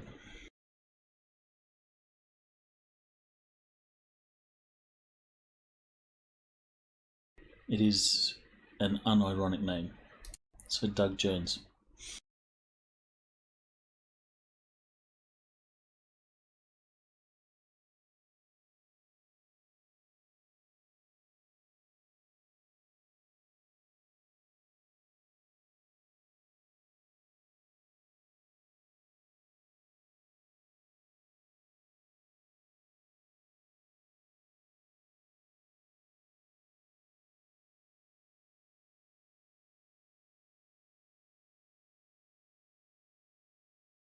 Well, to be fair, Mark, you kind of brought that on yourself by, going, here, take care of this for me, bud. Well, it's true. I mean, he wasn't he wouldn't have necessarily expected it, but he's probably sitting there, while they're giving the constant questions. Sai's starting to have that like bad feeling. It's like, I just gave, Eddie. What have I done? What the hell was I thinking? You just seem gave to a be pyromaniac a lighter. Yeah. When Eddie's going to tell you to come dirt side and Eddie will pick you up. And he's going to turn up in a Ferrari. Oh, good lord. Rented. A red rented Ferrari. He'll be sitting there on the door, or arm on the door. It's going to be like Magnum PI's Ferrari because I really like his car. Except it's going to be a hover one. Are you sure it wouldn't be more like Eddie Murphy from Beverly Hills Cop? Yeah, that'll work.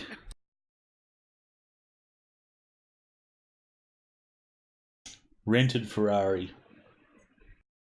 You wanted status 1. It's true. That's status 1. And you gave me the company credit card. Thank goodness I put a limit on that cred stick. It's like he's Can Eddie hack it? Because that would be hysterical. What would be funny is if there was a limit on it and Eddie was under the impression there wasn't, and like committed to all this sort of really cool stuff, and then finds out there is no money, and then he's got people chasing him and all sorts of shenanigans.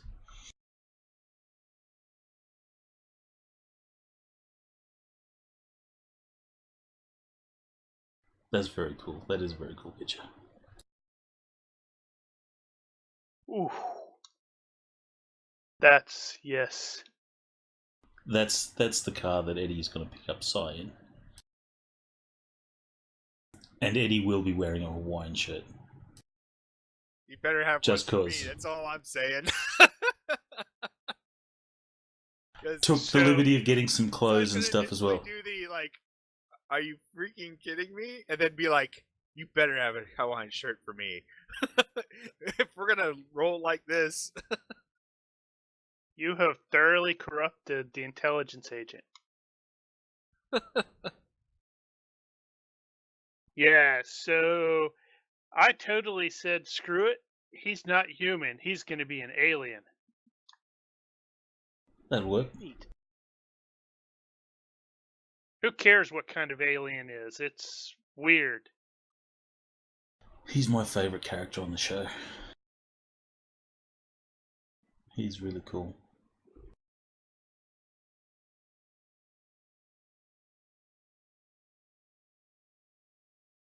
Okay, so you are reaching out to your bud and then arranging to go dirt side. Correct.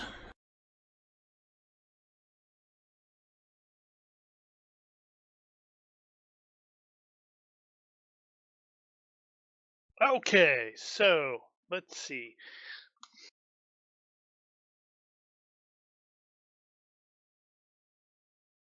Right, you are heading along. Can you give me a perception check in the box, please?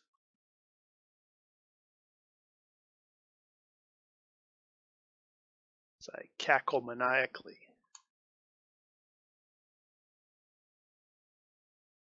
You have just gotten off the phone with your boy Skinny, and you are heading towards, and you have sort of agreed to some stuff. So it's like, yeah, okay. So, but obviously he's going to need the money in hand. So you are heading towards I guess it'd be the equivalent of the bus station here. Be like a shuttle thing that goes down. Yep. And abruptly, there is a terrible, terrible pain in your head, or against the back of your head, as someone just comes up behind you and bam, blindsides you with something that really, really hurts. Is Eddie like KO'd, sort of knocked out, anything like that? Let's see. I am going. You are going to end up needing to this. Basically, you got blindsided by somebody who came up and smacked you with a blackjack equivalent. So that would be a health roll? Yes. Yeah, head blow. Yeah, I think that's pretty. I'm not necessarily going to really mess with you with regards to the hit points in this case because, well. Yeah, well, even a 0 point. All right, so that will blow to the head will trigger it. That will be a stun. So Eddie's like stunned. Right, somebody came up there and they just I think it's going to be worse than that, but that's fine. And they just, it just clong and it just rang your bell really, really hard. And whoever it is grabs, just sort of pulls something from you and shoves you really hard, and then turns and sprints away.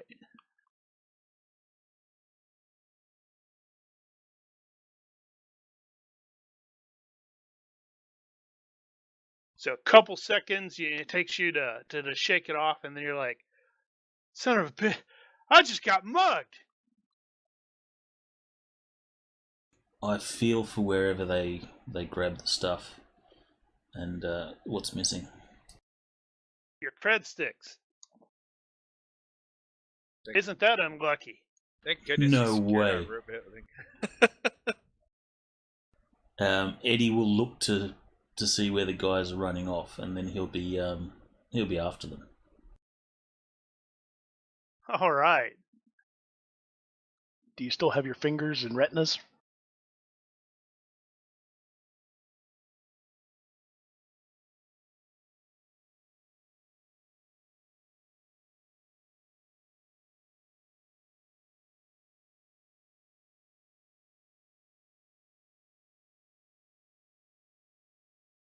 All right. So I guess we can do a chase. Here we go again. Eddie's in a foot chase on Perazlo. What's the worst that could happen to him, right?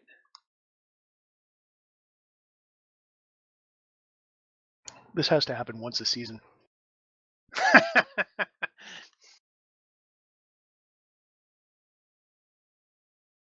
Let's see. How am I going to do that?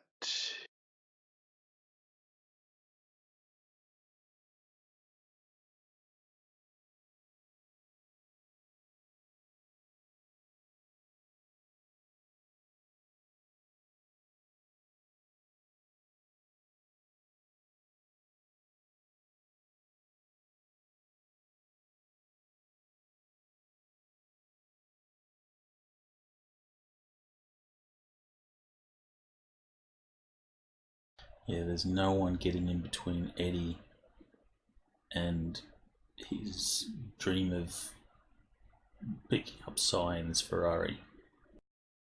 Well, I'm assuming you probably already secured all those.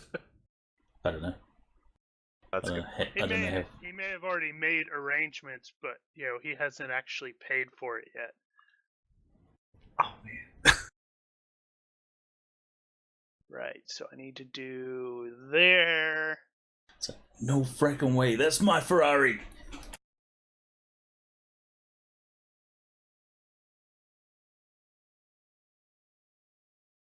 Probably there. Okay.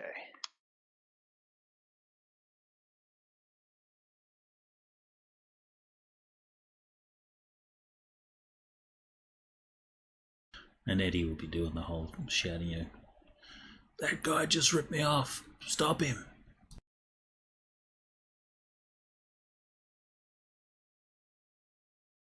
Okay, so let's see. So, chase sequence quarry. I am using move. What is this that Daniel is sending me?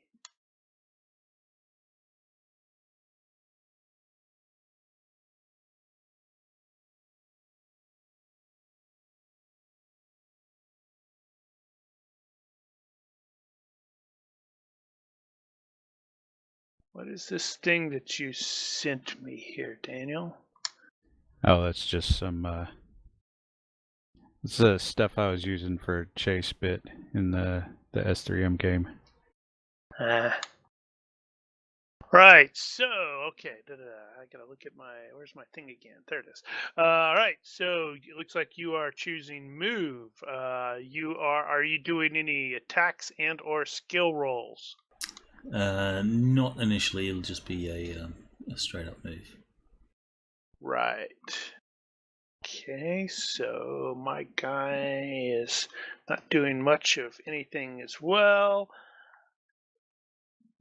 Wait, why did I roll that? What? How did I roll that? Oh, I clicked on that. Never mind. Okay, so then we are going to, I guess neither side is wiping out or damage, so it is contest of speeds. I believe your base move is only 5. That is actually my base move. Basic speed is 5.5. No, base move is 5. 5, yeah. So it is going to be running or dex or whatever. Let's see, bicycling, boating. Yes, I can dex use or running. I can use urban survival as a complementary on running foot chases, can't I? Yes. I believe so. Yes, actually, so can I. Wow.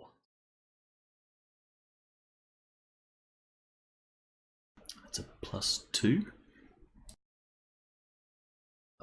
Let's see. I think criticals on complementaries are +2.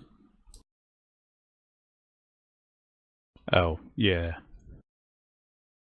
You're like Aladdin escaping from the law. Right. So whoever this guy is, he definitely knows this place as well. You are chasing after him. And chase rolls.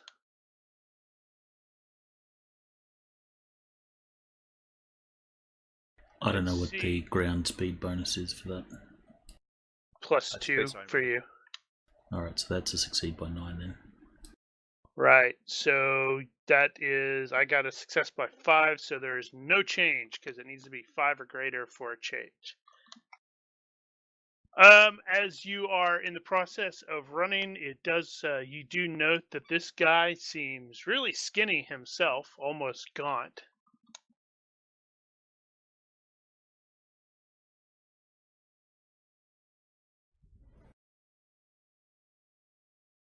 Right. I see what Daniel's saying.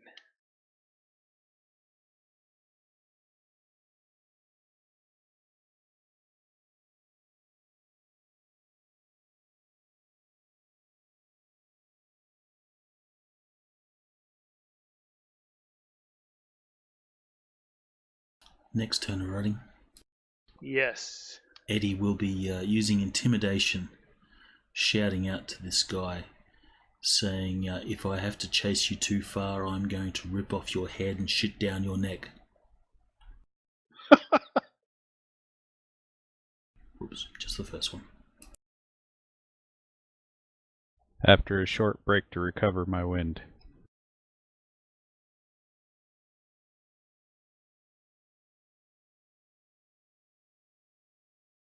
Right. I am just continuing to do a move. Likewise, Eddie will do move.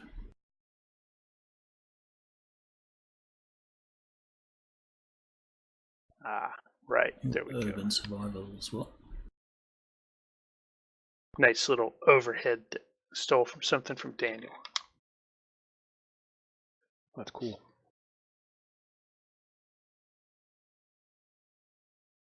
Well, there's no way you could talk him into stopping, but I bet you might be able to scare him into throwing down your cred sticks as he runs. Okay, so successful urban survival. Okay, so contest a chase. So once again, no change. He has not put any great distance between you, and you haven't caught up or anything. He seems like a spry fellow. Well, probably not. You're both moving at 5, so.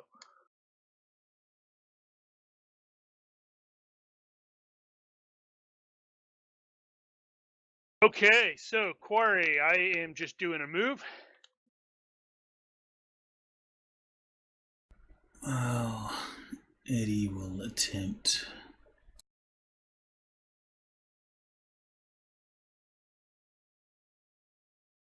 Yeah, Eddie's just going to move again.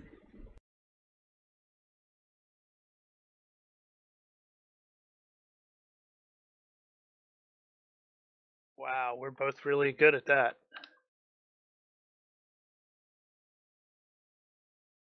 Let's chase roll. That was pretty lame. It was pretty lame. I beat you by 6. he pulls out, as he's running, he takes a hard turn, and you're like, okay, I got this. And as you come around there was like something that caused you to slow down. You're like, oh crap. So he was able to put a little extra distance. And it's a busy street, I'm assuming. Yeah. Well, concourse little area. People are mostly getting out of the way. Like, yeah, I'm not involved. This isn't my issue.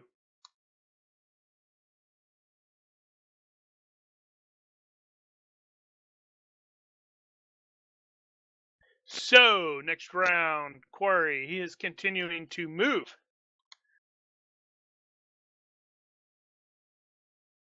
Are electro lasers legal on Prosloak? Let's see. The control rating is pretty decent, or is not terrible. Let's see, electro laser. I don't know what the CR of those are. Wait, L7 They're electro non-lethal, lasers 4. you're dirt side, right? No, he's not dirt side yet. He's still on still. the station. Yeah, the stations are pretty the high.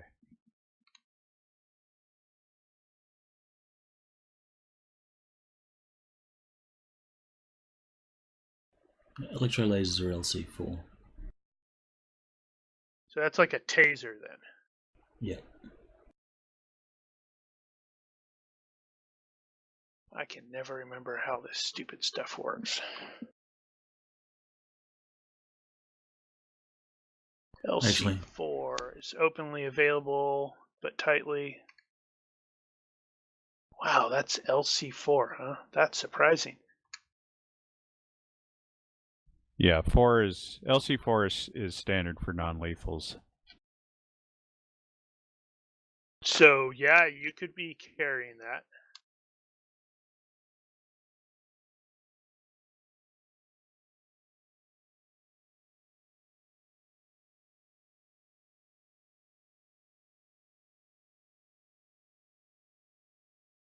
Alright. Eddie is going to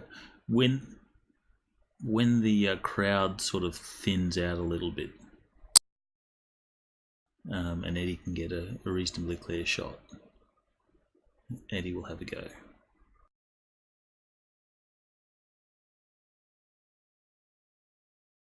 So he'll do a move and attack. Gotcha.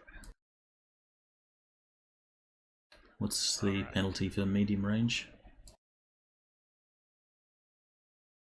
Is it 7? Medium range is, it says -7 to -10, just -7. Is Eddie able to aim at all? Don't think so. That ends up, I think you can only, I believe we discovered that you can only aim if you have gunslinger during a chase. Yes. Right. Because we shouldn't have been able to eviscerate Mark's pursuer guys like we did. Correct. Unless Eddie takes a stop. Maybe? I don't think it allows for any kind of aiming under a chase circumstance, just based on how they're written as action rules. Yeah, the deal is you don't actually have time. You don't have a window long enough to actually aim. Because he keeps ducking in and out of your area of aim, so he's putting people between him and everything else, turning corners, etc. Alright. So then Eddie will just move and attack then. But he's going to need basically a Really critical. good roll. Okay, so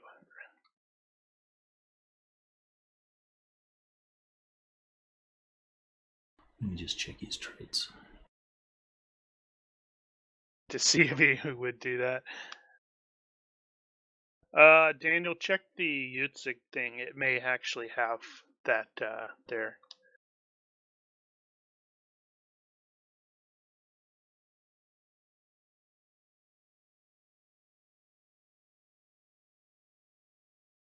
Well, I know it'll have it. Eddie's overconfident, but he doesn't want to accidentally shoot someone. That's what overconfidence makes you But do. he is impulsive. Not this time. Boo. So it'll just be a move. But as he's running, he will reach for the garrote that he keeps in his pocket. Okay. I didn't realize you had a garrote. I like where That's this like. is going. Whew. So Eddie will be diving on this guy and garroting him when he gets close enough. That's okay.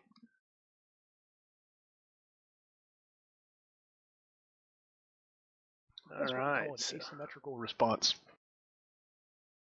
Okay, so we are doing our complementaries.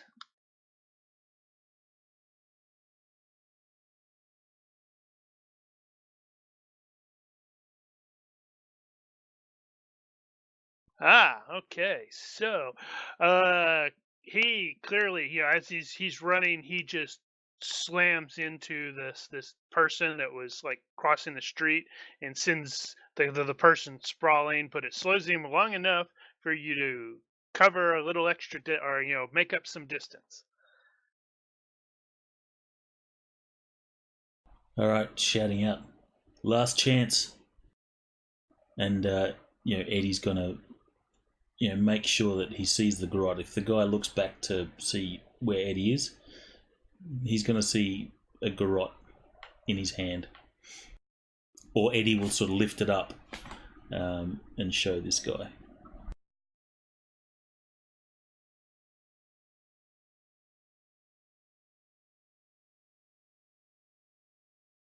Wonder if you even reckon it's okay. So he's got some wire.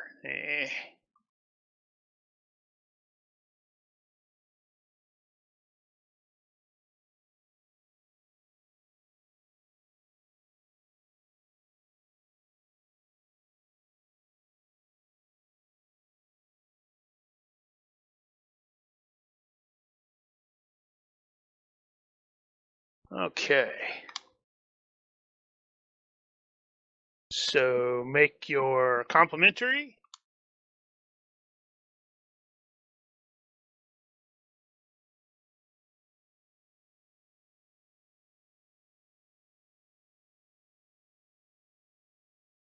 And Damn it.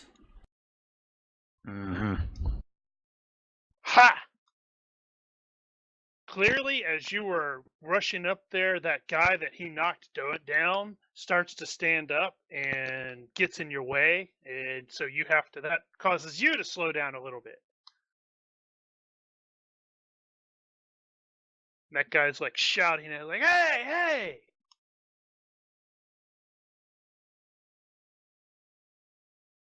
And everyone seems to, well, no, not everyone, but enough people are like going, "What the heck is going on?" Eddie will shout out, I know you piece of shit.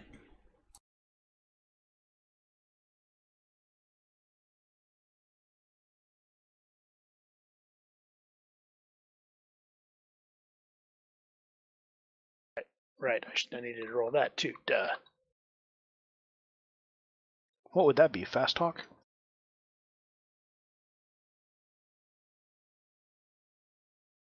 Holy cow. Okay, so you there's like a crowd coming up there in the process, and he ducks through, and for a second you're like, oh crap, because you completely lose track of him for a moment, which slows you down just long enough for him to make actually some slightly better time. And then you, like, out of the corner of your eye, you catch sight of him going that way, and you're like, damn it!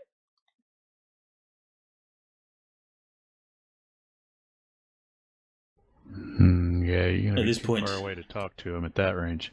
Eddie's losing hope.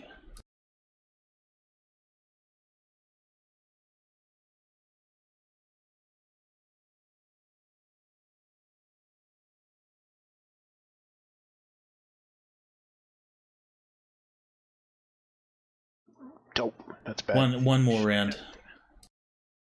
I actually have have to look something up really quickly. Okay.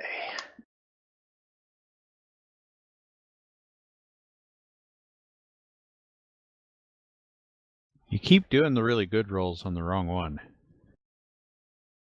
And I've just been, doing almost. Ooh, hey, that's a good one. That's 2 bands. Well, that's if Potentially. I don't roll really well. I thought criticals are automatically 2 bands. No. It's still opposed. It's just going to be 1 band. It's a quick contest. Just 1 band. But you got a little closer.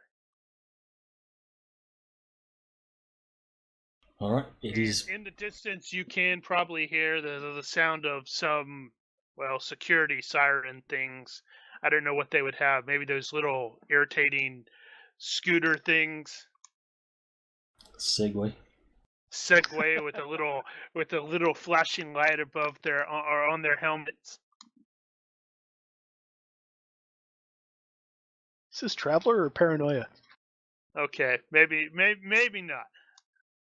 That would be I actually funny. don't know what they would have in this sort of situation. They'd need some sort of vehicle. Mole Cop Rosler. Yeah, that's how I was doing it. It was those little electric cars.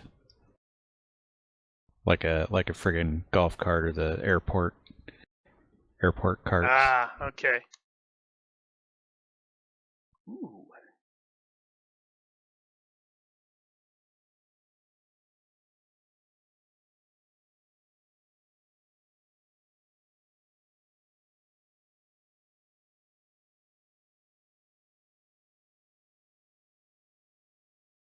There is no change here. All right, keeping it up.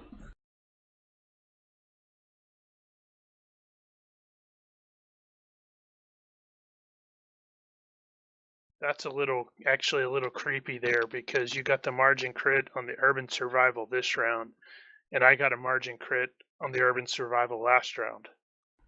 So that's actually succeed +1.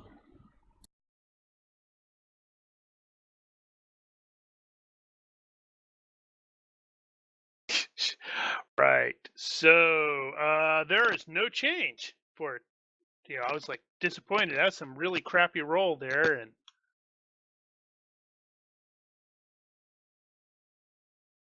wonder at what point you just like start being exhausted and like, okay. Ooh. Oh, I forgot to add that, so it needs to be. That is going to be by 6. So he is pulling away once again. All right, so one last round. If it doesn't change in his favour, Eddie will try and find this guy via other means. Gotcha. That's not a terrible look there, Daniel.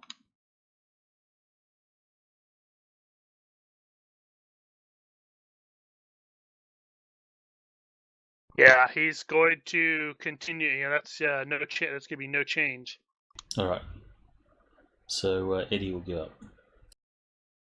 So basically, the guy ducks it. They have one of those little. This is a large enough station. Hey, did you no wait? Where was the chase that you had before? That was dirt side, wasn't it?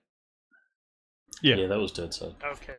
Well, I'm going to say in this case, it's almost similar. This station is sufficiently large that it's going to have, various trains and stuff like that. So this guy manages to hurdle some stuff and jump into one of those, the trains just as it's about to leave. And you're like, no! Wasn't All right, that so unlucky for poor Eddie? It was. Eddie will sit there, hands on knees, just gasping for air and swearing and carrying on. There's going to be like a little old lady that was like, old spacer lady who's waiting for the train. She like sort of standing there. She looks at it and she goes, "Son, the back of your head seems to be bleeding. You should get that looked at."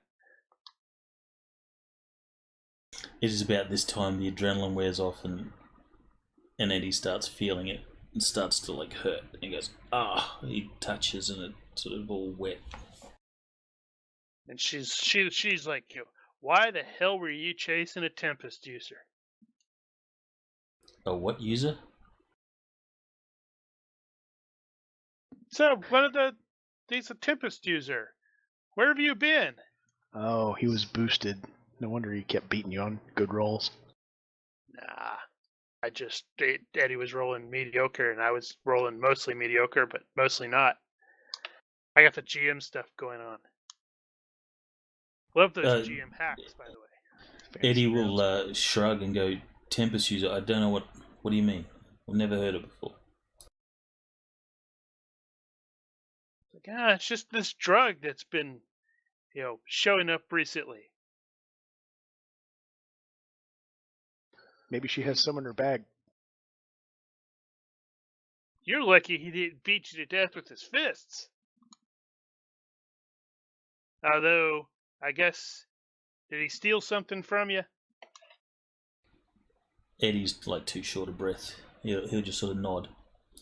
Yeah, he probably is just trying to get another fix. So whatever it is, it's gone. Nah, hand it off to one of these dealers around here somewhere. You should probably get your head looked at. And she totters off and gets onto her train. When the guy and the cops on segways turn up, he'll just sort of walk past him and say, where the hell were you guys? Are you talking smack to us, son? Do we need to take you in?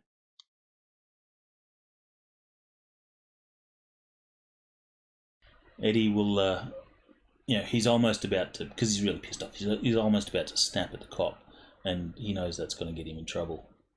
He's like, yeah, I probably shouldn't do that. So he takes a breath. Does he need to make make an impulsive roll? Yeah, that'll work.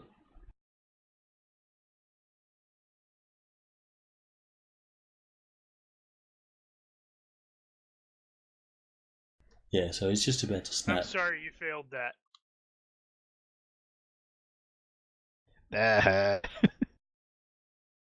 Wow, that looks like a failure to me too. I thought you only got to do that to him once. No, I only get to tell him he failed a roll once. Unlucky stuff happens all the time to unlucky people. No, it doesn't. So the question is, who do you call for bail money? So I ain't gonna be answering for some hours. And you had all of Sai's money. No. He had a prepaid card with enough money. Oh. All right, so it would have been pretty funny if he had all of Sai's money. Well, then Sai and Eddie would turn into like some force to reckon with as we go chase down some drug dealers to get our money back. But no, Sai likes Eddie, but he doesn't trust him that much. So Eddie's going to be like feeling the back of his head, and he's going to, blood on the tips of his fingers, and he'll like sort of snap at the cop and say, "That piece of shit stole all my fracking money, and you guys were nowhere to be seen. What sort of shit show do you guys run here?" Let's see now how they're gonna. One of them is gonna, step a little bit closer. He's like, "You need to calm down, sir. We'll have to run you in." Meanwhile, the other dude is like, checking into some comm, speaking into the comms. It sort of looks like he's trying to get video and stuff like that. It's like, yeah, we got another one. Eddie will say, "Did you see that guy? Have you seen him before?" We're still trying to figure out what's going on here, sir. Can we get a description from him from you, of him from you? Eddie will sort of describe him as best as he can. Lurk rats. And at this point, Eddie will sort of chill, and he'll use his disarming smile, which gives him a diplomacy roll without having to say anything. Okay.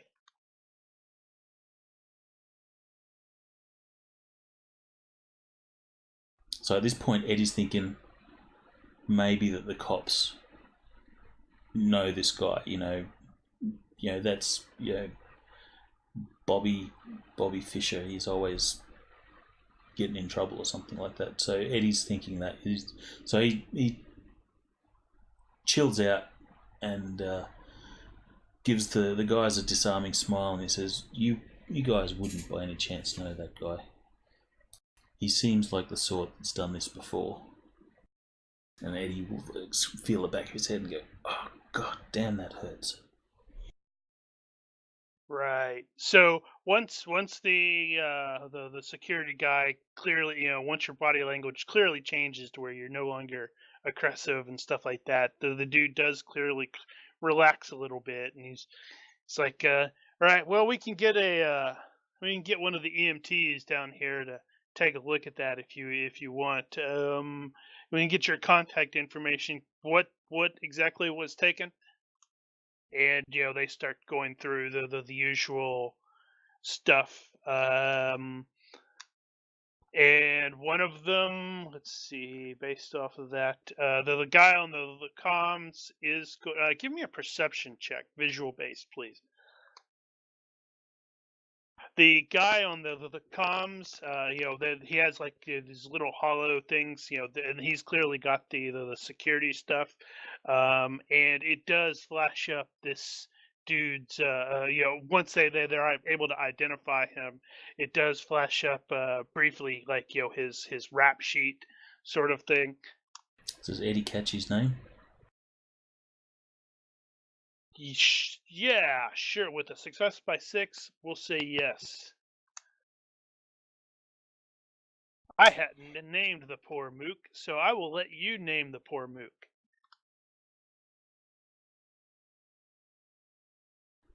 His name is Druggy.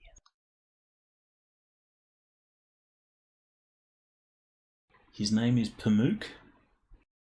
Pamuk.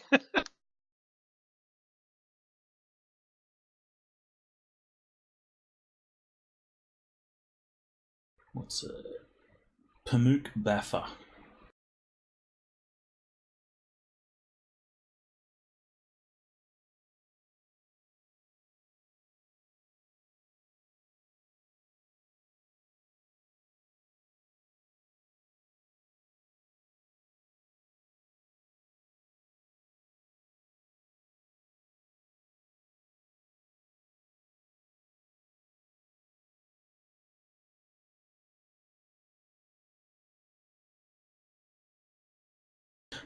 So Eddie will he'll be all friendly like, and if he'll sort of move in and sort of take a look at this guy's rap sheet, and he'll be well, friendly. They're not going to necessarily want to let you do that, so that's why I was having you do that. Yeah, Eddie realizes that, but he's going to do it subtly as Right. He's chatting, and he's going to try and get a really good look at it while being friendly, like I guess fast talk charisma or something like that.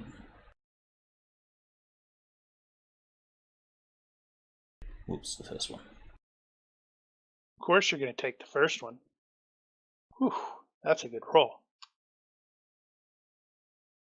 So he'll be using fast talk to sort of start talking to the cop and get some good details off the rap sheet, because he's going to get Psy, and we're going to go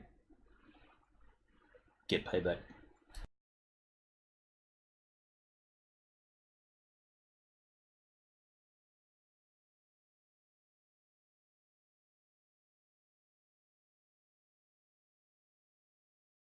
Right. So you do some, you basically just sort of distract the guy and briefly, and you're able to get what is basically like your last known address sort of thing on the station, known associates, that sort of thing. All right, so Eddie will be committing those to memory. So which cred sticks did he get? Like, did he get size cred stick or all cred sticks? He was fast. He got all cred sticks. Alrighty. So you can understand why Eddie is irritable. And we're still on the station. Yep. So Eddie has no money now.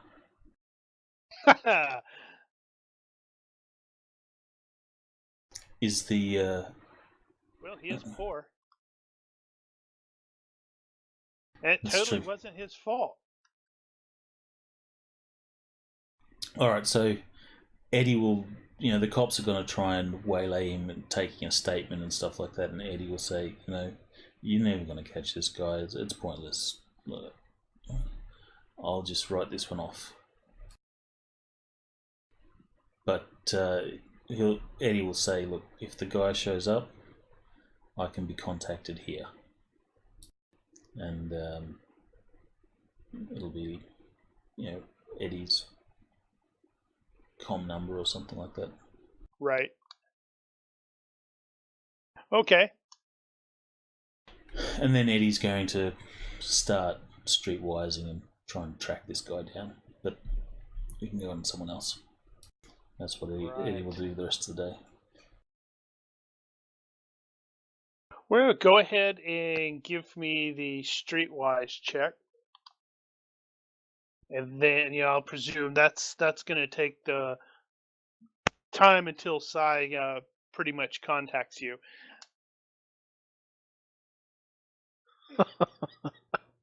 That conversation.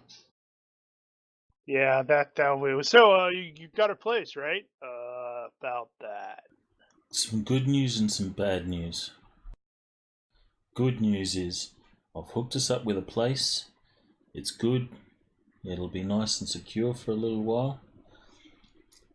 Bad news is I got mugged.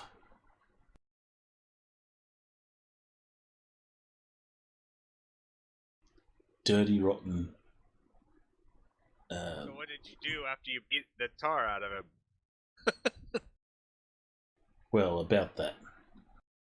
He got away. But it's okay. I managed to get some information on this guy, and I've got a few positive leads. I'm going to track down this piece of shit, and you and me, we're going to collect on some debts.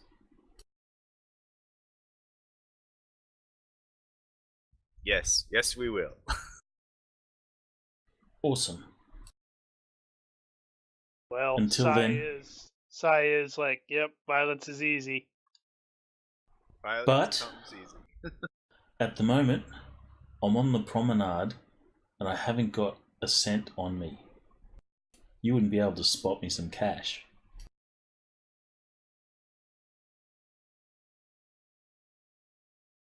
There's a long pause, and you think there might be some, like, So, you there? ground. Like, you're not sure. Do you speak Vargar? You've heard, Sai say such or use such, language, and you're pretty certain he's cussing up a storm. But then he's like back on the phone. It's like, go to a kiosk. I'll have something in your name. And Sweet. Sai will, pass 1,000 credits to Eddie in his name. When Eddie collects the cash, he's going to look around for the trash that mugged him before, just in case. Just in case. Okay, so those who all is planning on going to the courthouse thing upon the morrow? tomorrow, whatever. Next I day. suspect Buck is not, because he's probably still drinking with his best new friend. Oh, yeah, that's going to go on a while, I guess. I could see Cy and Eddie both like, yeah, we've got to take care of something. Well, Hank's definitely gonna go. Yeah, I think Ella's gonna go. Because we're the Alright. adults in this crew. Actually, one more thing. Eddie's going to take a selfie of the back of his head, and he's going to send that to Abe, and he's going to say, "Abe, is this okay, or should I go to a hospital?" Do they have hair color products there?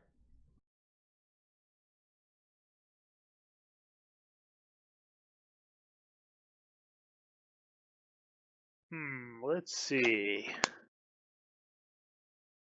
I'll assume like 1 hit point damage, something like that. Yeah, it's at best.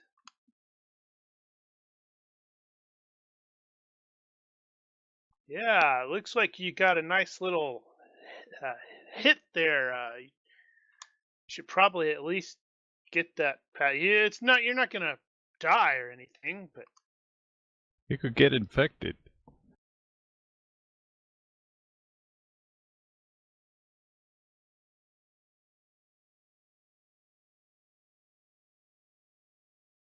Alright, so Eddie will do whatever Abe says. Bandage spray. Done.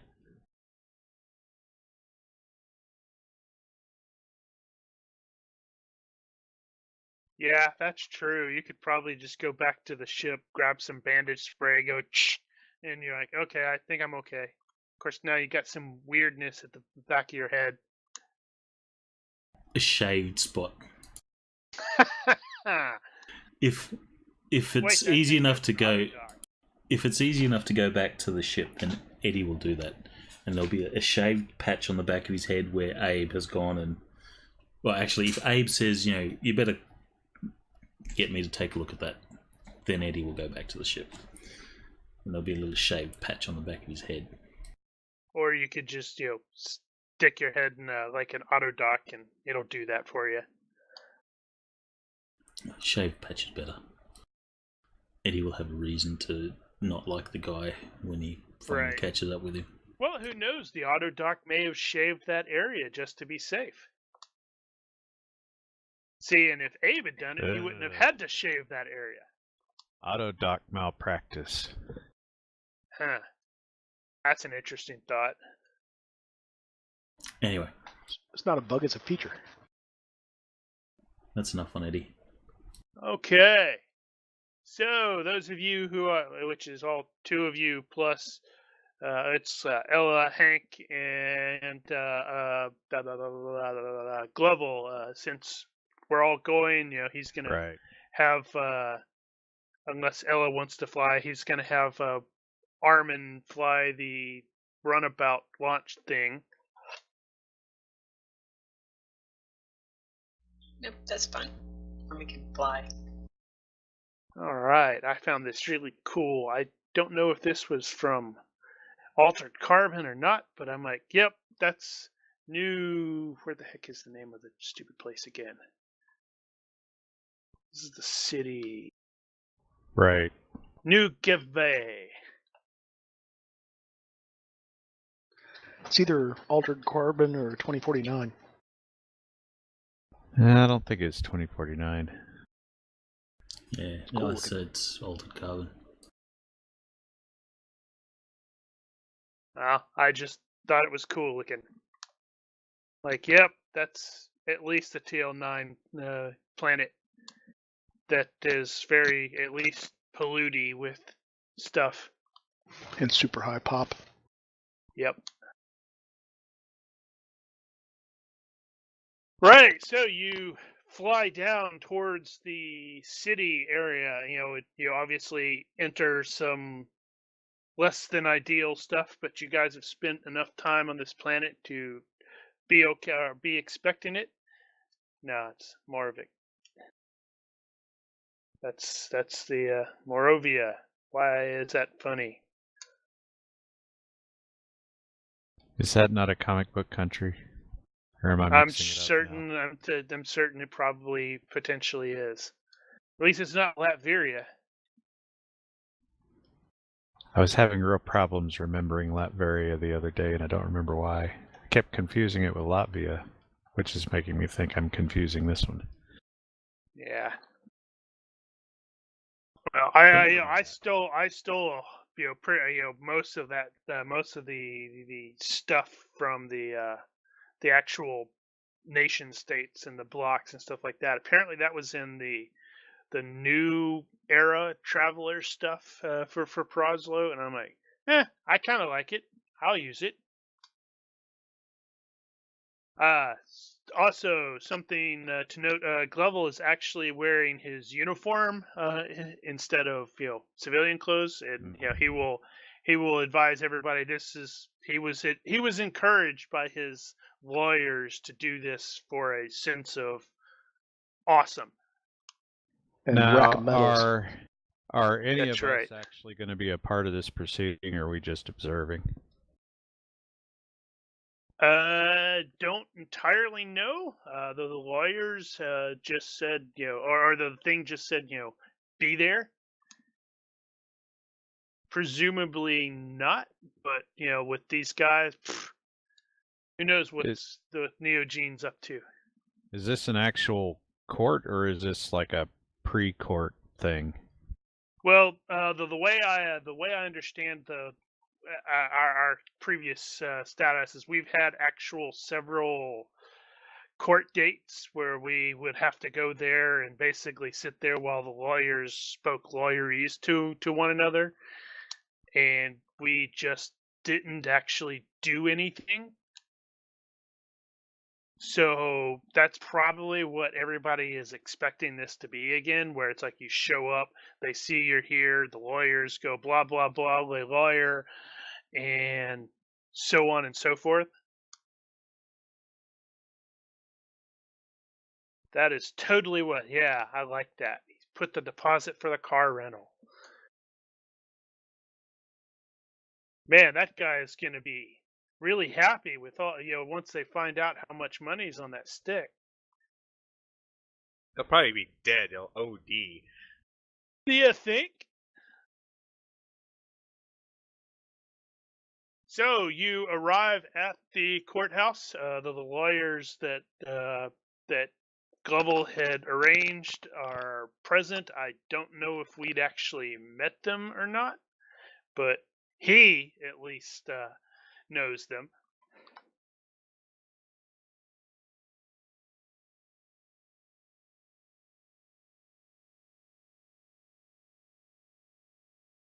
And you guys go into the thing, and they are what lawyer number one, the senior lawyer, well, that'd be Dewey, since Dewey, Cheatham, and Howe. He is going to inquire of Ella and Hank if Mr. Turner is going to be joining us. They haven't seen him in a week or so. Dun dun dun. Hank. Look at Hank. Didn't you try to call him?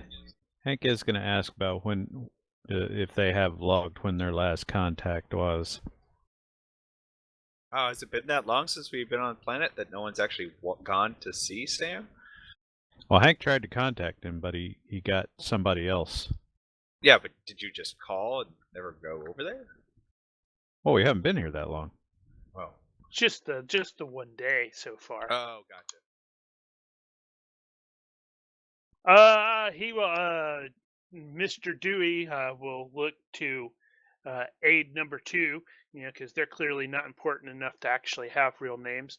And the person will consult some stuff and say that it has their last contact with Mr. Turner has been 10 standard days earlier, or at least 10 Proslin days. They have made inquiries, but he hasn't returned their call. If they're If we're in the middle of some kind of proceeding, I'm not going to do this, but It's I'll like catch right him. before it. or I'll catch him at a break or something. But I'll ask about potential female resident.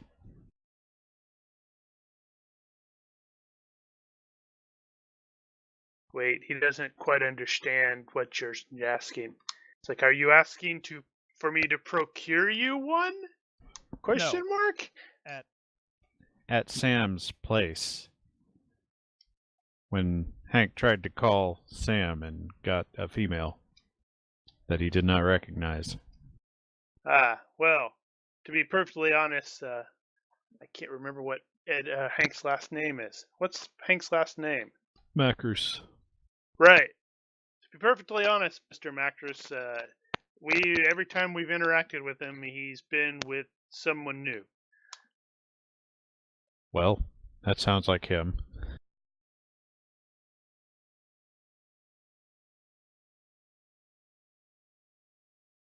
Mr. Dewey will acknowledge that he is a little worried. You know, this particular trial thing, it's like it came out of nowhere. They weren't scheduled to have another court proceeding for at least another 2 months. So he's got the feeling that Monsanto Neogene is up to something.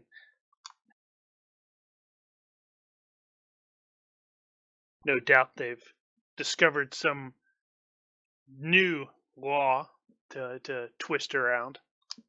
Or created one. Indeed. Could almost admire them. Actually, no, that's not true. I probably do admire them because I'm an evil lawyer. That's true. And then the court is called into session. Wow, you could probably tell that I haven't done much with corporate stuff because I don't know how that stuff works. Guess it doesn't matter in this case because we're like how many centuries in the future? Yep, it's all up to you. Yeah. Yeah, lawyers. That's right. So, both Ella and Hank, as everybody, as you guys come in to take the appropriate side, the lawyers for Monsanto Neogene Corp look at you, and you can definitely tell that at least a couple of them seem surprised. Do?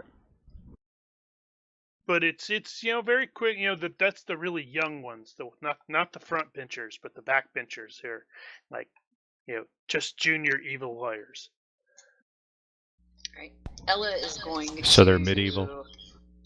She would like to study their body language and see what she All right. can pick up from them. I'll do it in the Give box. me a right. Let me look at that again.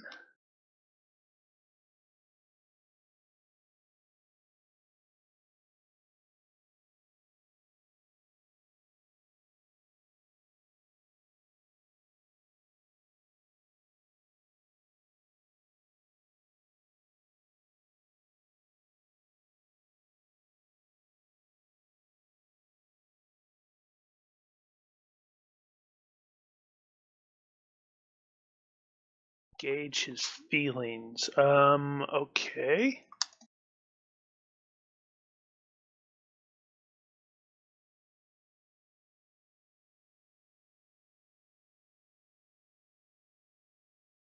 So you can definitely tell that they were, like I said, they were definitely surprised at your presence. One or two of, I say one of them, the most junior one is probably the person you're most focused on because he's less competent at hiding that he no longer has a soul. He actually seems, in addition to being surprised, he probably looks like he's almost disappointed. Okay. And then the judge, or actually, whatever. The thing begins, and this appears to have been one of those yet another attempt by Monsanto Neogene to basically have the thing ruled in their favor. What is that thing called? What is that called? Brain cramp. Whatever. They're trying to get it just basically tossed out and ruled in their favor. The fact that PCs inexplicably showed up clearly tosses whatever their angle was into the garbage. The Glovel's lawyers, Mr. Dewey, will counter and basically works for an additional stay on this thing by basically having Glovel spin an elaborate tale of BS about the crew, mostly Ella, being reactivated temporarily into the Navy and going on a classified op that I'm sorry none of you have clearance to to understand. Although, Judge, if you want to get this information, you can reach out to this person at at this department and stuff like that. But as a result, it's just basically punted again. But it is really, really suspicious that the MNC people were making such a blatant attempt at this point, and Mr. Dewey will make that comment once the court thing has sort of broken up. Not broken up, but once the judge has said no, stay continued. We'll meet at this date in the future.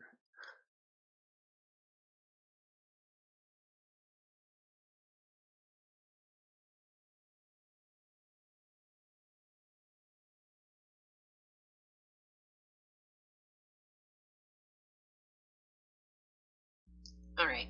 So at this point, I think it would be logical that Ella's got some red flags going off in her head, and she will kind of mention to Hank and Gloval that guy, they looked disappointed to see us. Like, they didn't want anyone here. I'm a little worried about Sam. Mm-hmm.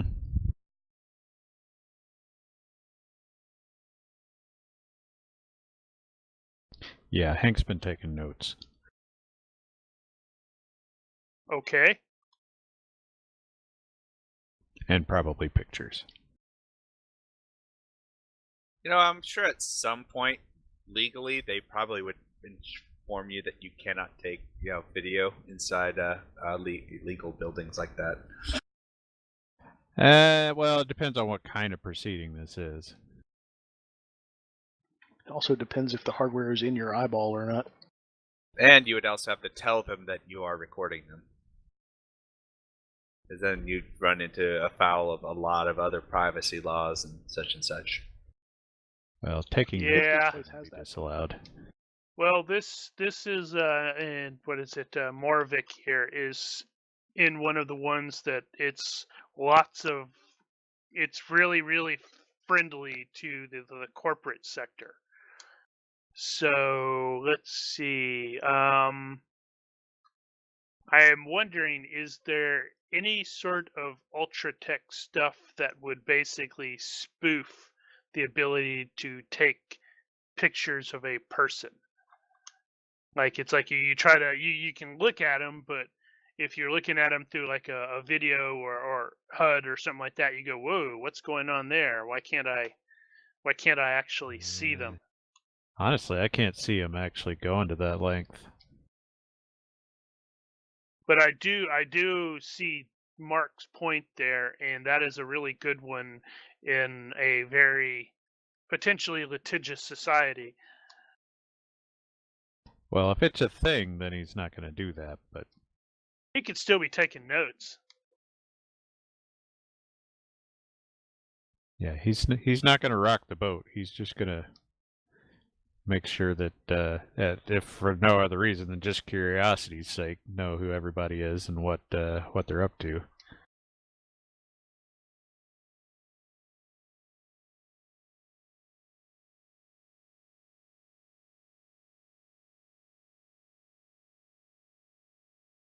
Right. So, let's see. So, at least the two you said. I'm sorry. Did you say that was just to Hank and Glovell about that? Sorry, I should have prefaced that. At Ella, when you had mentioned that you're worried about Sam, was that just to Hank and Glovell, or were you including the lawyers? Oh, just to Hank and Glovell. Gotcha. Not including the lawyers. Yeah, they will make speak with Glovell briefly, exchange whatever is appropriate information. He will likely inform them that he is going to be leaving again very shortly, so he's going to provide them with your contact information, and then they will leave. They got other cases or something to deal with.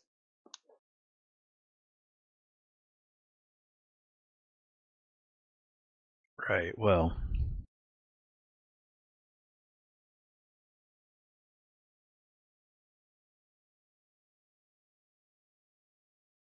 Yeah, so we'll have to pay Sam's place a visit. Mm-hmm. And since we're already Dirtside. Yeah. Should we rally the whole gang? Well, we're just going to Sam's place. What could possibly happen? Ella will just give Hank a look. I don't know if There's if like he's- a nice thunder, because it's likely raining, but it almost sounds like an ominous chuckle from on high.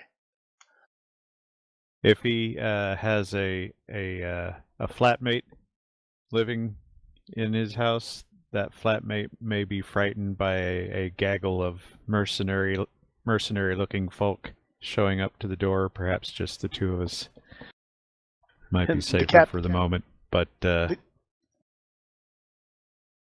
captain's eye twitch is not only visible but audible. that's weird. But Okay. yeah, we should probably let everybody else in on that, though. All right.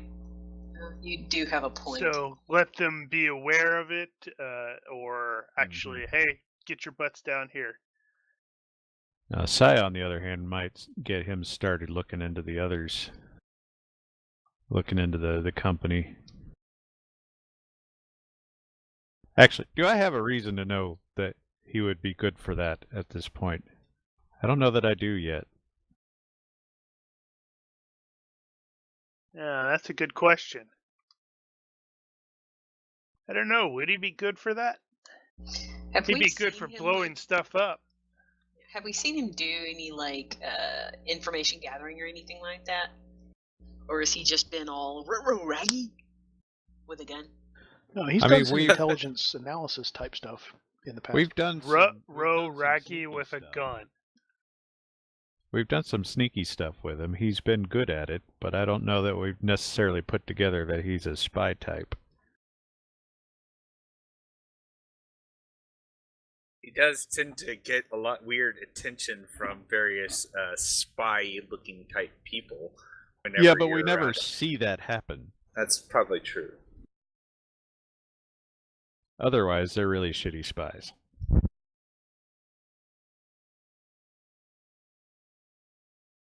Yeah, so never minding that part. But yeah, so the two of us will go drop by Sam's on our way back, and there is always let everybody else know what's going on. There is always that James Bond music every time Sai enters the room. What? When we,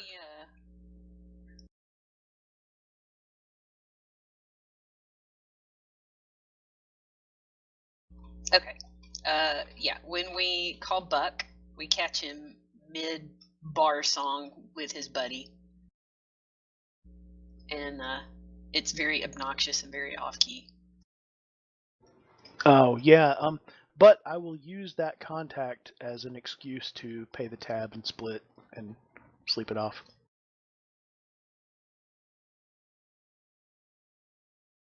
My people need me. I think Eddie said something, but it was garbled. Oh, it wasn't important. I was just saying that there is also the James Bond music that plays every time Sai enters the room. Ah. Your comms are going all weird. You know what's funny is Eddie's probably the only one that's probably seen Sai do some more of the shady stuff. That's true. That makes sense. And he just probably thinks he's really cool. So Buck is doing my people need me, and you pay your thing, and he's like, okay, right, and I'm gonna thump, and Actually, no. Pitt just totally passes out onto the table. Well, that was his original intent, but on the way out the door, he remembers that Sam was supposed to be watching Mia. So if there's a thing with Sam, there might be something wrong with the cat. And he will hit a dock and get a sober up shot and join the rest of the crew. Because he is less worried about Sam and more worried about the cat. They probably have sober up dispensers at the bar. Yeah, maybe, but this didn't hit him until he got out of the bar and got a breath of air and said, you know what? What about the cat? You know, I could Oh totally God! see him. I could totally just see him had having those things in the cab. Oh yeah, taxi, absolutely. I just had a hysterical thought. Hold on. But before you get those sober ups in the cab, you're with the cab driver that Ella used to hate, who plays death metal at like top volume. Nice. Oh man, I've heard of Why this is- guy. Why is this familiar? This is all in the 6-month write up that I did for Ella. Nice. I have totally figured out what we're gonna find Sam, and this is gonna be Sam. Whoa, Jesus! What happened? That's awesome. What? Oh, yeah. If you had more time, you need to stick him in a Hawaiian shirt.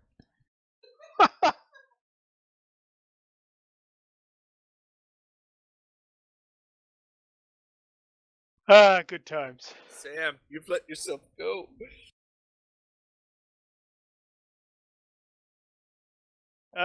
Okay, so that the court stuff is actually going to take.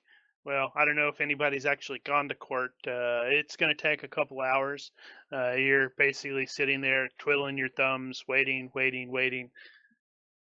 So, Eddie and Sai apparently are looking for a drug dealer.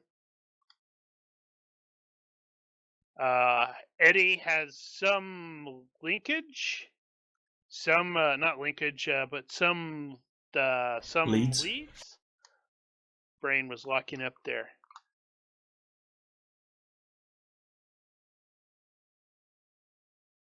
Yes, leakage.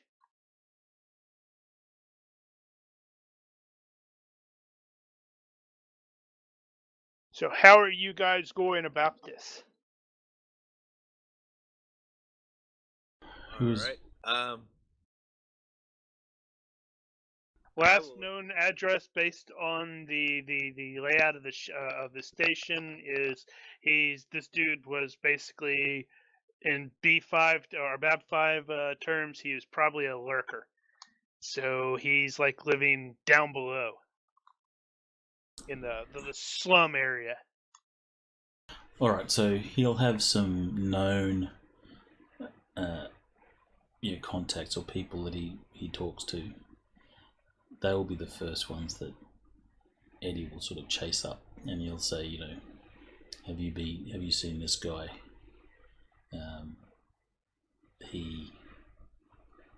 He's got himself in a lot of trouble. Again? This time it's a real lot of trouble. A of Don't the tell me he's government got- variety.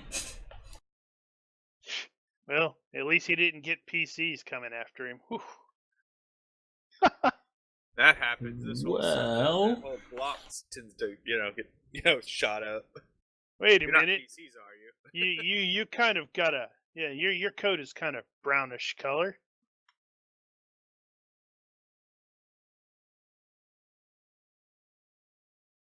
The other option we could go in as Actually- wanting to buy some of this stuff. And Wait a sec. Eddie doesn't know that Sai's cred stick was government, does he? no, it was a prepaid card. Right. Okay.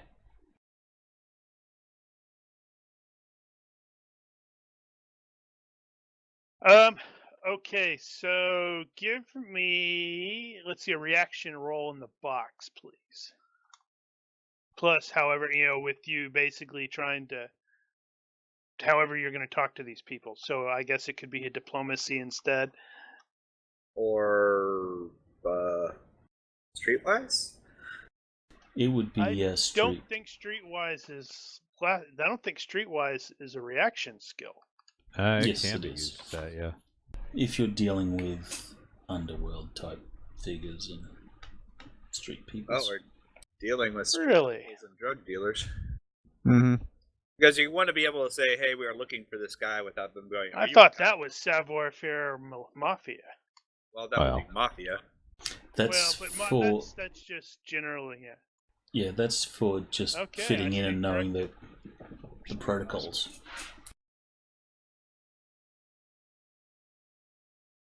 All right, so streetwise, let's see. Modifiers +3 if you have a tough reputation, -3 if you are obviously a stranger. So in this case, you're probably classified as stranger, even though. What's the law level? Okay. Jesus. GURPS 2 is the law level. Nice. So whoever I'm dealing with knows that Eddie was the one that escaped Mac Mountain. Yeah, you know what it is. You're talking to this dude, and this other guy that is like working in his whatever is just like staring straight at you the entire time. He's like, "Hey, hey, hey!" and he starts nudging the guy you're talking to, and the guy's like, "What?" He's like, "That's the dude who escaped the mountain." That's He the like hero breaks out. captain. Yeah, he breaks out one of those oh yeah, like a flimsy plastic thing, like little things so you can watch some of the video, because I'm sure there was video. Of course there was. And then that definitely causes the guy to sort of, okay, well, yeah, I haven't seen him in a while. I'd like to see him because the bastard stole some money from me. Do you know where he might be hanging out? More importantly, do you know who supplies his drugs? Or what do they call it? Tempest? Tempest. Do you know who supplies his Tempest? Or who he might get it off? You don't want to be going there, man. Understand that stuff's rough. No, I don't know where. We'd like to know where who's supplying it, because yeah, they sort of ruined this block, and it's already looks pretty screwed up. So that probably says something. Like, no, if he gives you some directions. It's like, yeah, you can try this place. There's this girl that he's been seeing all the time that you can try that, and there's also this. I hesitate. I'm not sure if it's a he or a she, but been seeing that person too. Alright, so Eddie will be taking notes. I think he called her Names and Selma. stuff. I'm not sure. Thelma. Nice. Thelma's not here.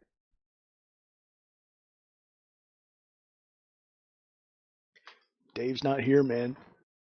You know what would be really funny? Is if all these like side things are tied together and Sam is actually the kingpin selling the Tempest and has the cat and everything. No, it'll be Freddy. I can hear Phil writing. Maybe. And he's turned all evil. Now he's Alpha from Dollhouse. That's not good. Sai might be a little, freaked by that.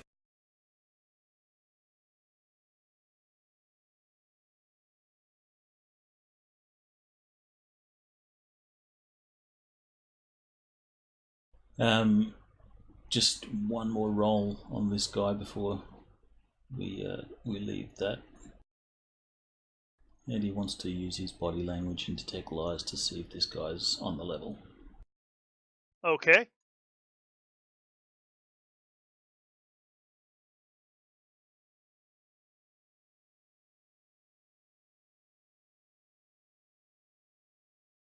Oh, I guess I should roll those in the box, shouldn't I?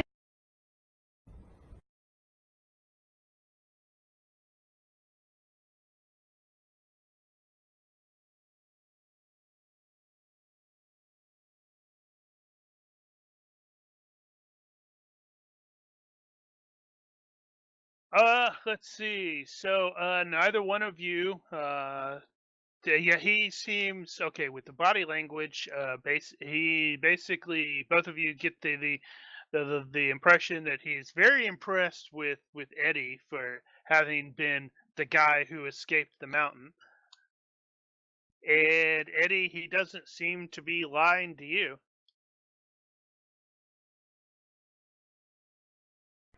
Righto. Evil Sam? Oh no. Nice.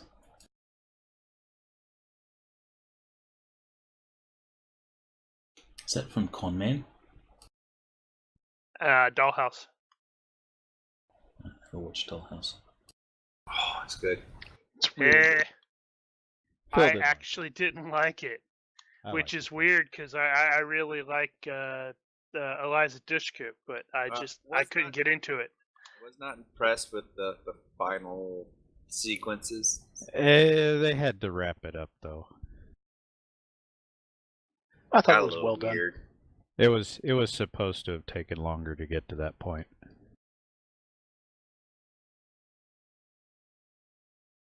And so you guys head on over to the probably to you poke around a little bit. It's mostly the same sort of thing. It looks like this dude, whatever he's gotten into, he's effectively burned a lot of his bridges.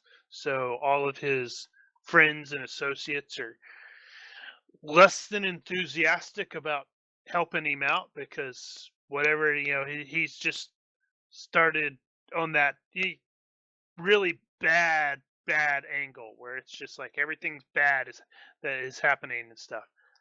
He's just an addict now. With the cred sticks that we have, do they need to be code breaked? So would this guy be like trying to find someone that can hack the sticks, or are they relatively open? Did I Sai would give think you a that secure your card? personal. Well, I'm guessing the ones that Eddie owns are probably, to borrow a term from Altered Carbon, a gene sequence to the user, while like a prepaid card that is probably likely just kind of buy at a vendor, set an amount, that kind of thing. So he probably doesn't. There's probably no reason you couldn't buy a secure prepay if you were going to buy a secure prepay. Just working out whether Eddie would be asking about, who around here hacks cred sticks or cred cards. Just remembering that Shadowrun had all that stuff sorted out. I had to make money completely unhackable, unforgeable, and uncounterfeitable in my campaign. It's non-canon, but that's the way I had to make it work, because I had a player who was, he studied markets at school, and so he was constantly coming up with ways to circumvent any kind of financial communications between bank branches and stuff that had to travel at the speed of ships, even X-boats. And at one point, his exploits were so ingenious that I had to just say, no, you can't do that. You can't hack that. You can't copy that. I would say individual cards are probably, like you said, you'd have to get a code breaker or something to, kind of like if you stole someone's credit card. But these are probably a lot more locked down. Probably not the prepay. But not the prepay. The prepay probably got, Prepays are probably the same way. You pay a little extra to get the security on them. Yeah. They probably come with a PIN as standard or something. Mm-hmm. Which probably isn't all that hard to hack. Yeah, like your personal cards are biometric. A cred stick probably not, unless you have the individual there with you. Like, Hank said, like, here, stick your thumb in on the reader. We'll both be at the same time. Okay, I authorize the payment. I authorize it only to him. Okay, so you're in the course of your poking around, you do get a line on where you think, or at least one of his hidey holes. And as you're, like I said, it's down below, definitely the slummy part. We've all seen The Expanse, so we know that crappy hotel that they ended up in the first season. Yeah, so it's probably something like that. And as soon as you guys step in there, it looks probably like the aftermath of the Rossi crew having visited. So it's like, it looks like it's been shut up. You don't see any bodies, but it definitely looks like this place should have been condemned, and well, you can't really tear down. It should have been reconstituted or whatever you do in a space station. Does it look like a recent thing, or this is like in this case, years of shooting up? Years of just disrepair and neglect and stuff like that. There's a strange smell that shouldn't be on a space station.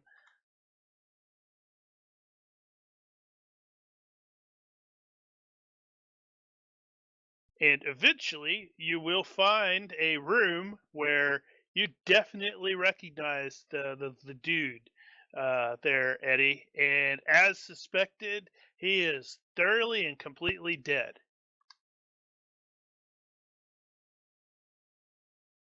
It looks like he definitely got something, and it was not good for him.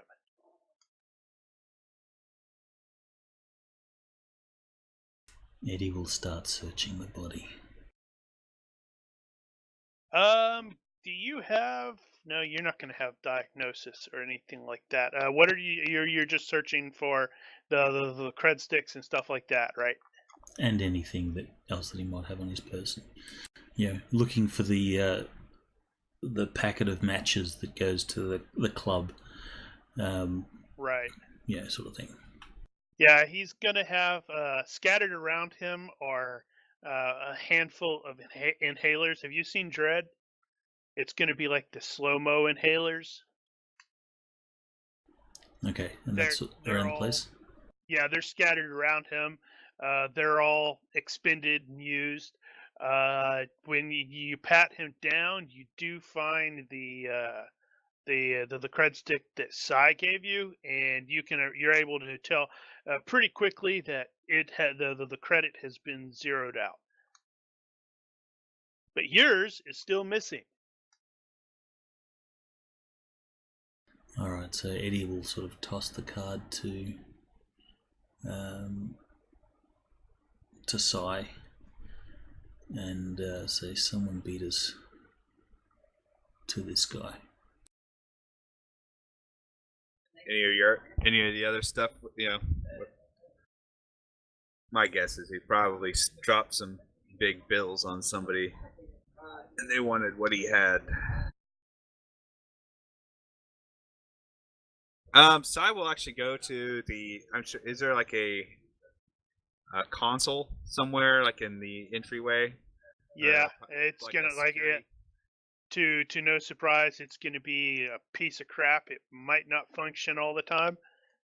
Right. So Sai will do his part to, pull whatever, surveillance or security off of it.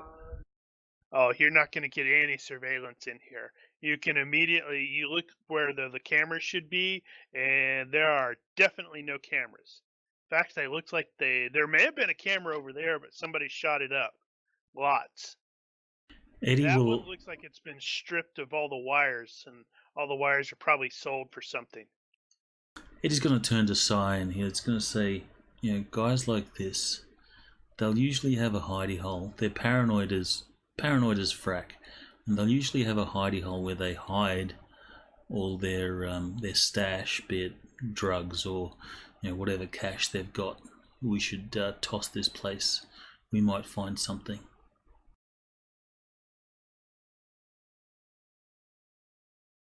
Oh, you'll find something. Eddie won't. Actually, what I'm thinking, the skill there should be smuggling. Oh, then that would be a success by 0. Or success by 5. Yeah, let's see. It's search versus smuggling. Well, I think you can use smuggling that way, though. Really? Or smuggling I gives think a you bonus to search. Because you would know you would know the tricks. I think the skill is search that you probably want to be using. Perception or search. And then probably roll smuggling for a bonus. Because search is the skill of looking for something deliberately hidden. Right. Okay. So you guys toss. Roll against this active search. Okay, search versus. Okay. So you guys start tossing this place.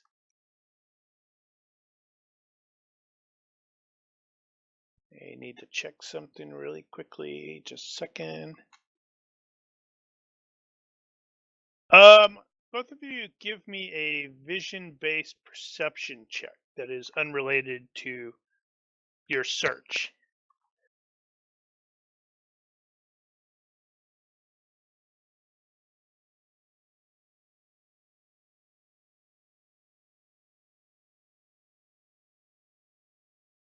Sai as well. Eddie's been all over the place with the die rolls today. Right. Okay. That's probably appropriate there.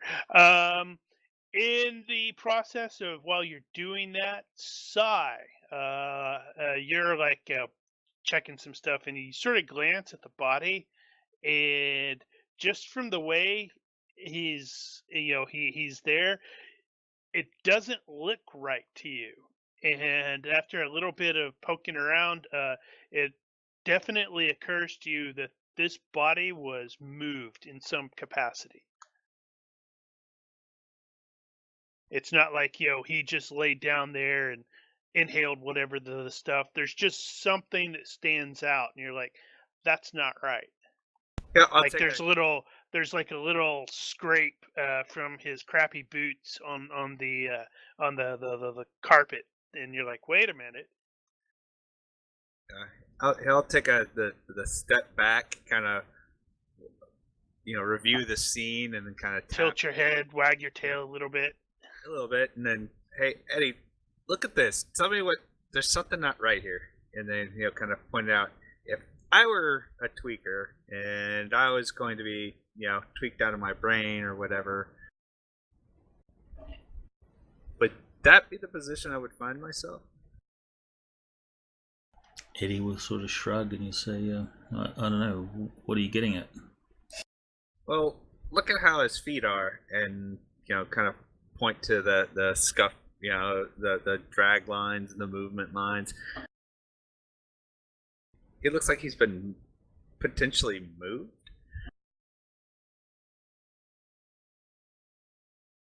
And it's probably about that point that I suspect it's probably Sai's calm sort of chirps, and it's like Hank and Ella advising you, hey, we may need you down here for however they advise you. Right, we're just taking care of a few things, and we'll be, just send us where you want us to be, and hopefully we'll get this stuff wrapped up soon. And I kind of cock an eye, my good eye, up at a sign or Eddie, and kind of like, dude, that's freaky. Don't do that. Yeah. I don't know how Hank or Ella is relating that, so that's up to you guys. If you're doing the get your butts down here or what. At this point, we were just alerting everybody to the fact that there might be a problem with Sam. And Buck is like, and the cat! And the cat! Not like that. Well, he might be a little drunk. On the inside. No, he fixed that. He's thinking that on the inside.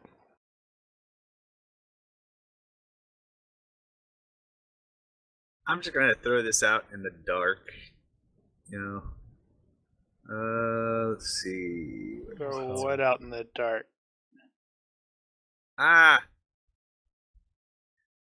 Hit the button twice. You failed twice. Yep, I did fail twice.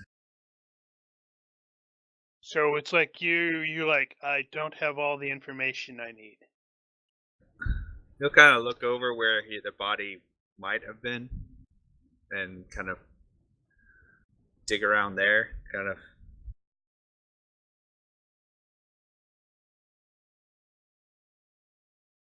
So, he's clearly been moved. So Eddie's going to sort of see where he might have been moved from and then pay particular attention to that.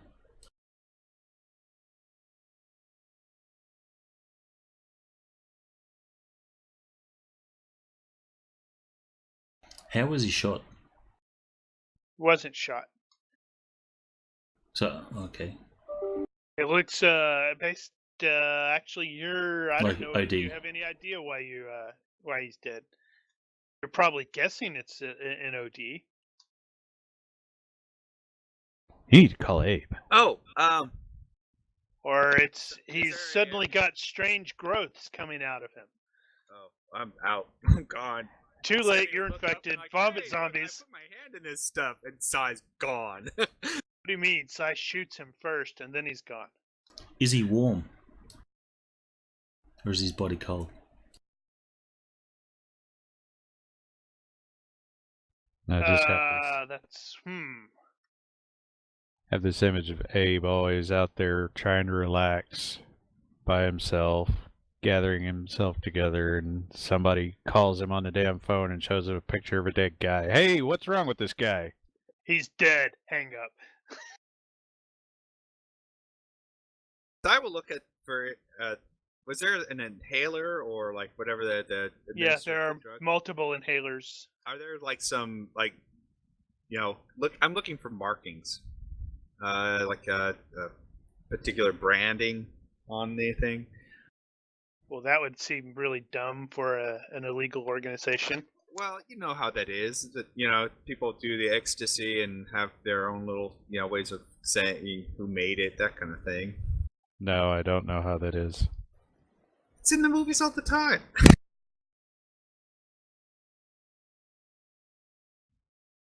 Like oh, these guys make the best Tempest, or Oh, it just looks like guys an inhaler.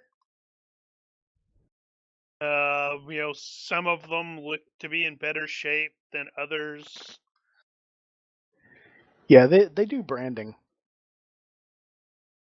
Looks like some of them are probably. It's like, okay, well, this is clearly from for an asthma thing, and this one, I don't know what this one's from. It looks like some crappy 3D printed plastic. Awesome. Sai is totally carrying illegal narcotics. Technically, no. He's just carrying paraphernalia. Eh. This isn't going to end badly for Sai at all.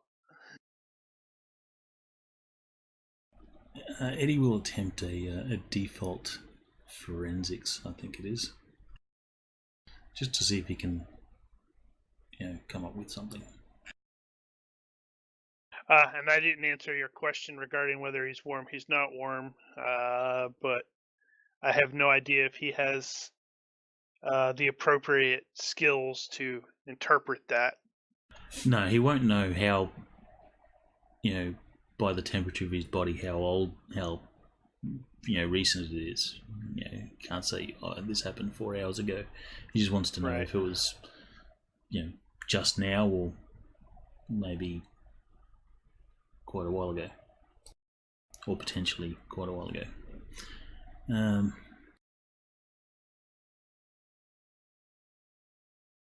Sai will actually flip on his hyperspectral, visor.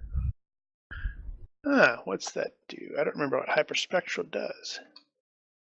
Thermals. Well, it's among other frequencies, but right. Sai. As soon as you do that, you realize that there is an infrared camera in the upper vents of this thing, basically looking down.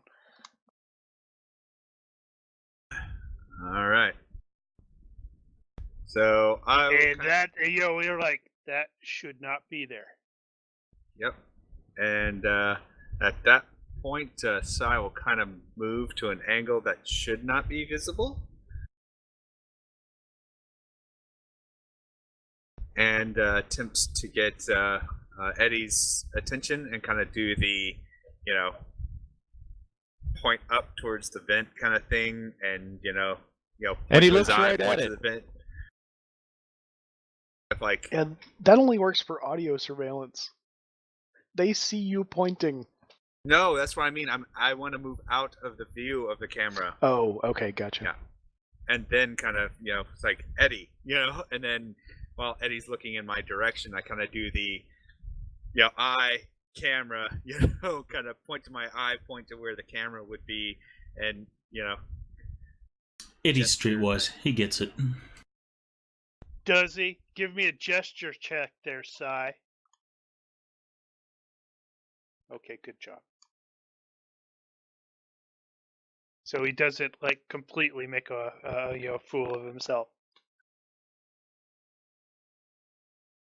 So Eddie will get it. He'll play along and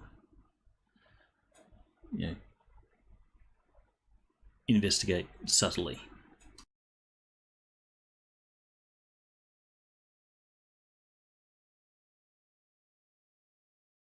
Okay, so Ella and Hank are going to Sam's place. You are just outside the courthouse when Hank's phone or comm or whatever, I don't know what that would be called. His what? It's Moby-Glass. Moby-Glass, sure. His Moby-Glass chirps, and it is that number that he had called earlier for to Sam. Well, that's convenient.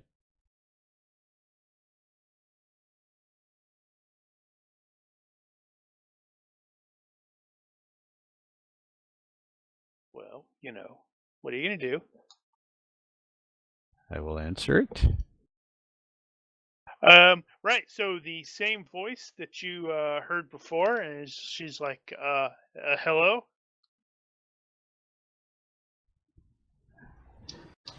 Did I get her name before? I don't know that I did. She identified herself as Roxy. Right. I will identify myself. It's like, You reached Hank. yeah, you said you're part of his crew? He's kind of been missing, and I think I'm being watched. Yeah, we were kind of getting the impression about the missing thing. I can't take long on this. Can we meet at and she gives you a mall location. It's a food court. Hey, we've been there before. Oh God, no. Well, hey, why not? Yeah, we know the place. It's like, yeah. Give Ella that oh my God look. Ella just shrugs. Oh, okay.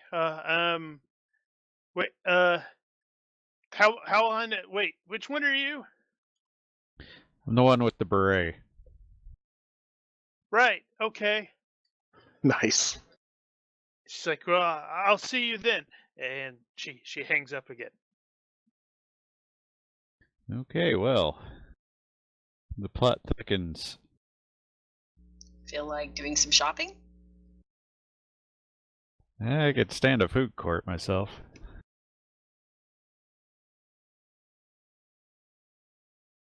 Right. Bring back memories. Hopefully we don't have another hostage situation here.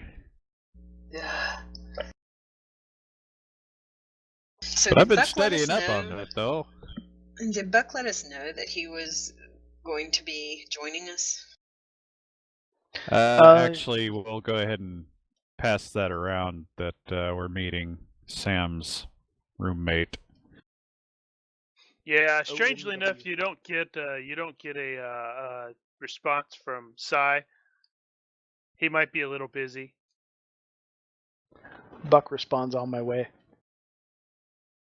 Let's see. Buck is currently on the station though, so it'll probably take him a bit. Oh, is it a shuttle ride? Yeah. Yeah. Oh, okay. Yeah. They probably On have my way regular from runs, orbit. though. Yeah, it'll take an hour or so.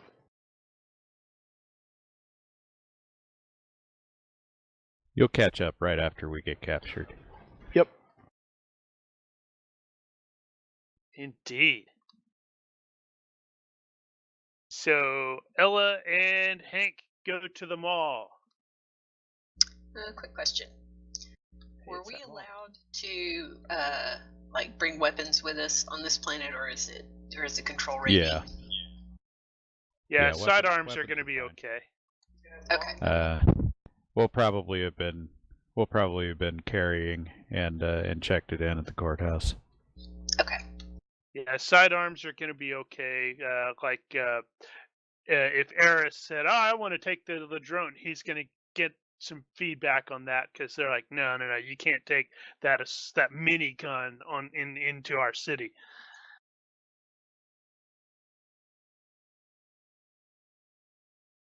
Hey, it's our mall. We've been here before. Seems pretty crowded. No surprise. You know, we never knew what happened to that bomb that we left behind. I had completely forgotten about the bomb. So it looks like some of the Which stuff bomb? has been rebuilt. I don't remember, was it an actual bomb? Well, to be fair, we did just assume it was a bomb. They threw it in our air raft. It seemed an awful lot like something you would do with a bomb. Man, that's like going to the way, way, way back machine. It's way farther back than I'm comfortable admitting. So you proceed into the food court, and at a certain, well, since you have the beret, that sort of does make you stand out. And you see a young woman who is, dressed like a, I don't know, mid-level professional, pantsuit, that kind of stuff. Sort of perk up at your approach and gesture for you. Oh, that's not good.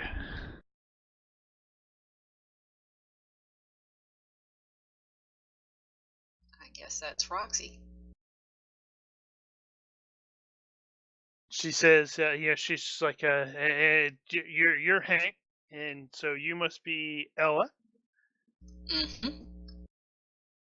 I'm Roxy. I'm trying to find Sam. Has he contacted either of you? We'll get her to sit down over here at a table, and we'll go over the details of what who knows.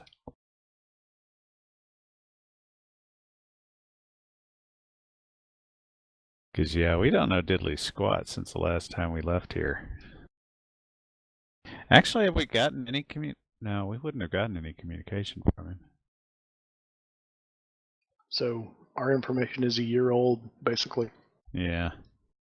Yeah, but if he wanted to leave a message or something, if he knew something was up, he'd probably leave something in the queue for us when we showed up. Well, and I don't think any of us got any messages from him. Or at least the GM didn't mention it if we did, or I missed it. Nope. Yeah, I went through my 12,000 Nigerian prince emails, and there was nothing from Sam. Which is funny, because you think he'd sent some of them. Well, you don't know that he Yeah. didn't forward some of those. This sounds like your kind of deal. We Snicker, got snicker, with winky faces. Forward this to your 6 closest friends, and you'll have good luck for a year. So we all got a copy of that from him. And apparently he enrolled us all in Amway. Oh, what a jerk. Yeah, pretty much the only information we'd have for her is what we expected him to be doing while we were gone, and any arrangements we made in that regard, which I don't recall any of the specifics. I would like Ella and Hank to both give me a perception check in the box.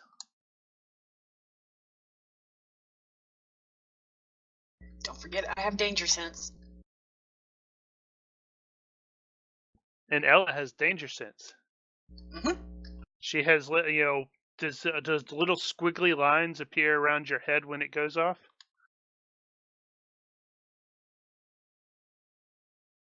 Yeah, that's a Spider-Man reference.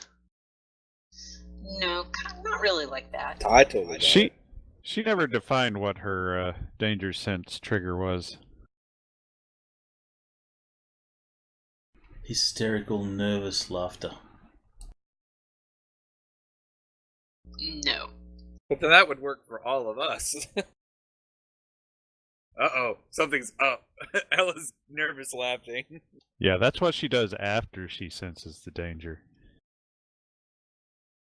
Well, I guess it's appropriate. So Hank is focused on chatting with or discussing with Roxy, and Ella, as you're sitting there, something just doesn't sort of like feel right to you, and it takes you a couple seconds, but then you sort of realize that Roxy is really, really good at getting Hank to answer the questions she wants. It's almost like he's being interrogated without really realizing it. Mm-hmm. Let's. And then you're sort of like you sort of start glancing around, and you sort of notice that there's a whole lot of people here that just seem really more focused on you guys than their food. You're just being paranoid. Sai's Hey, probably sitting there, has this wandering thought. It's like, just a pause moment. It's like, why do I have a feeling that Ella and Hank just walked into something they should have known better? Oh well, time to work on that camera. all right. So Ella's gonna look around and locate a food court shop that's one of those like Five Guys places that has the bucket of fries, and she'll be like, "Oh man, I haven't had those kind of fries in forever. Hank, you mind if I get up and go get me some?" Yeah, why don't you grab me some? Sure. So she'll get up and excuse herself with Roxy and then trot off. But when she gets out of visual of Roxy, like her back is kind of turned, she's going to get on Hank's comm and say, basically kind of mumble to him, Or text? or whatever. Just some way of getting something that will appear either in his ear, or in his visor, or he'll be able to hear it, but no one else will. And she'll basically say, don't just keep acting natural, but Roxy isn't giving us the full story. I don't think she is who she says she is. And there are a lot of people in here that are really giving me a bad vibe. I think we need to leave.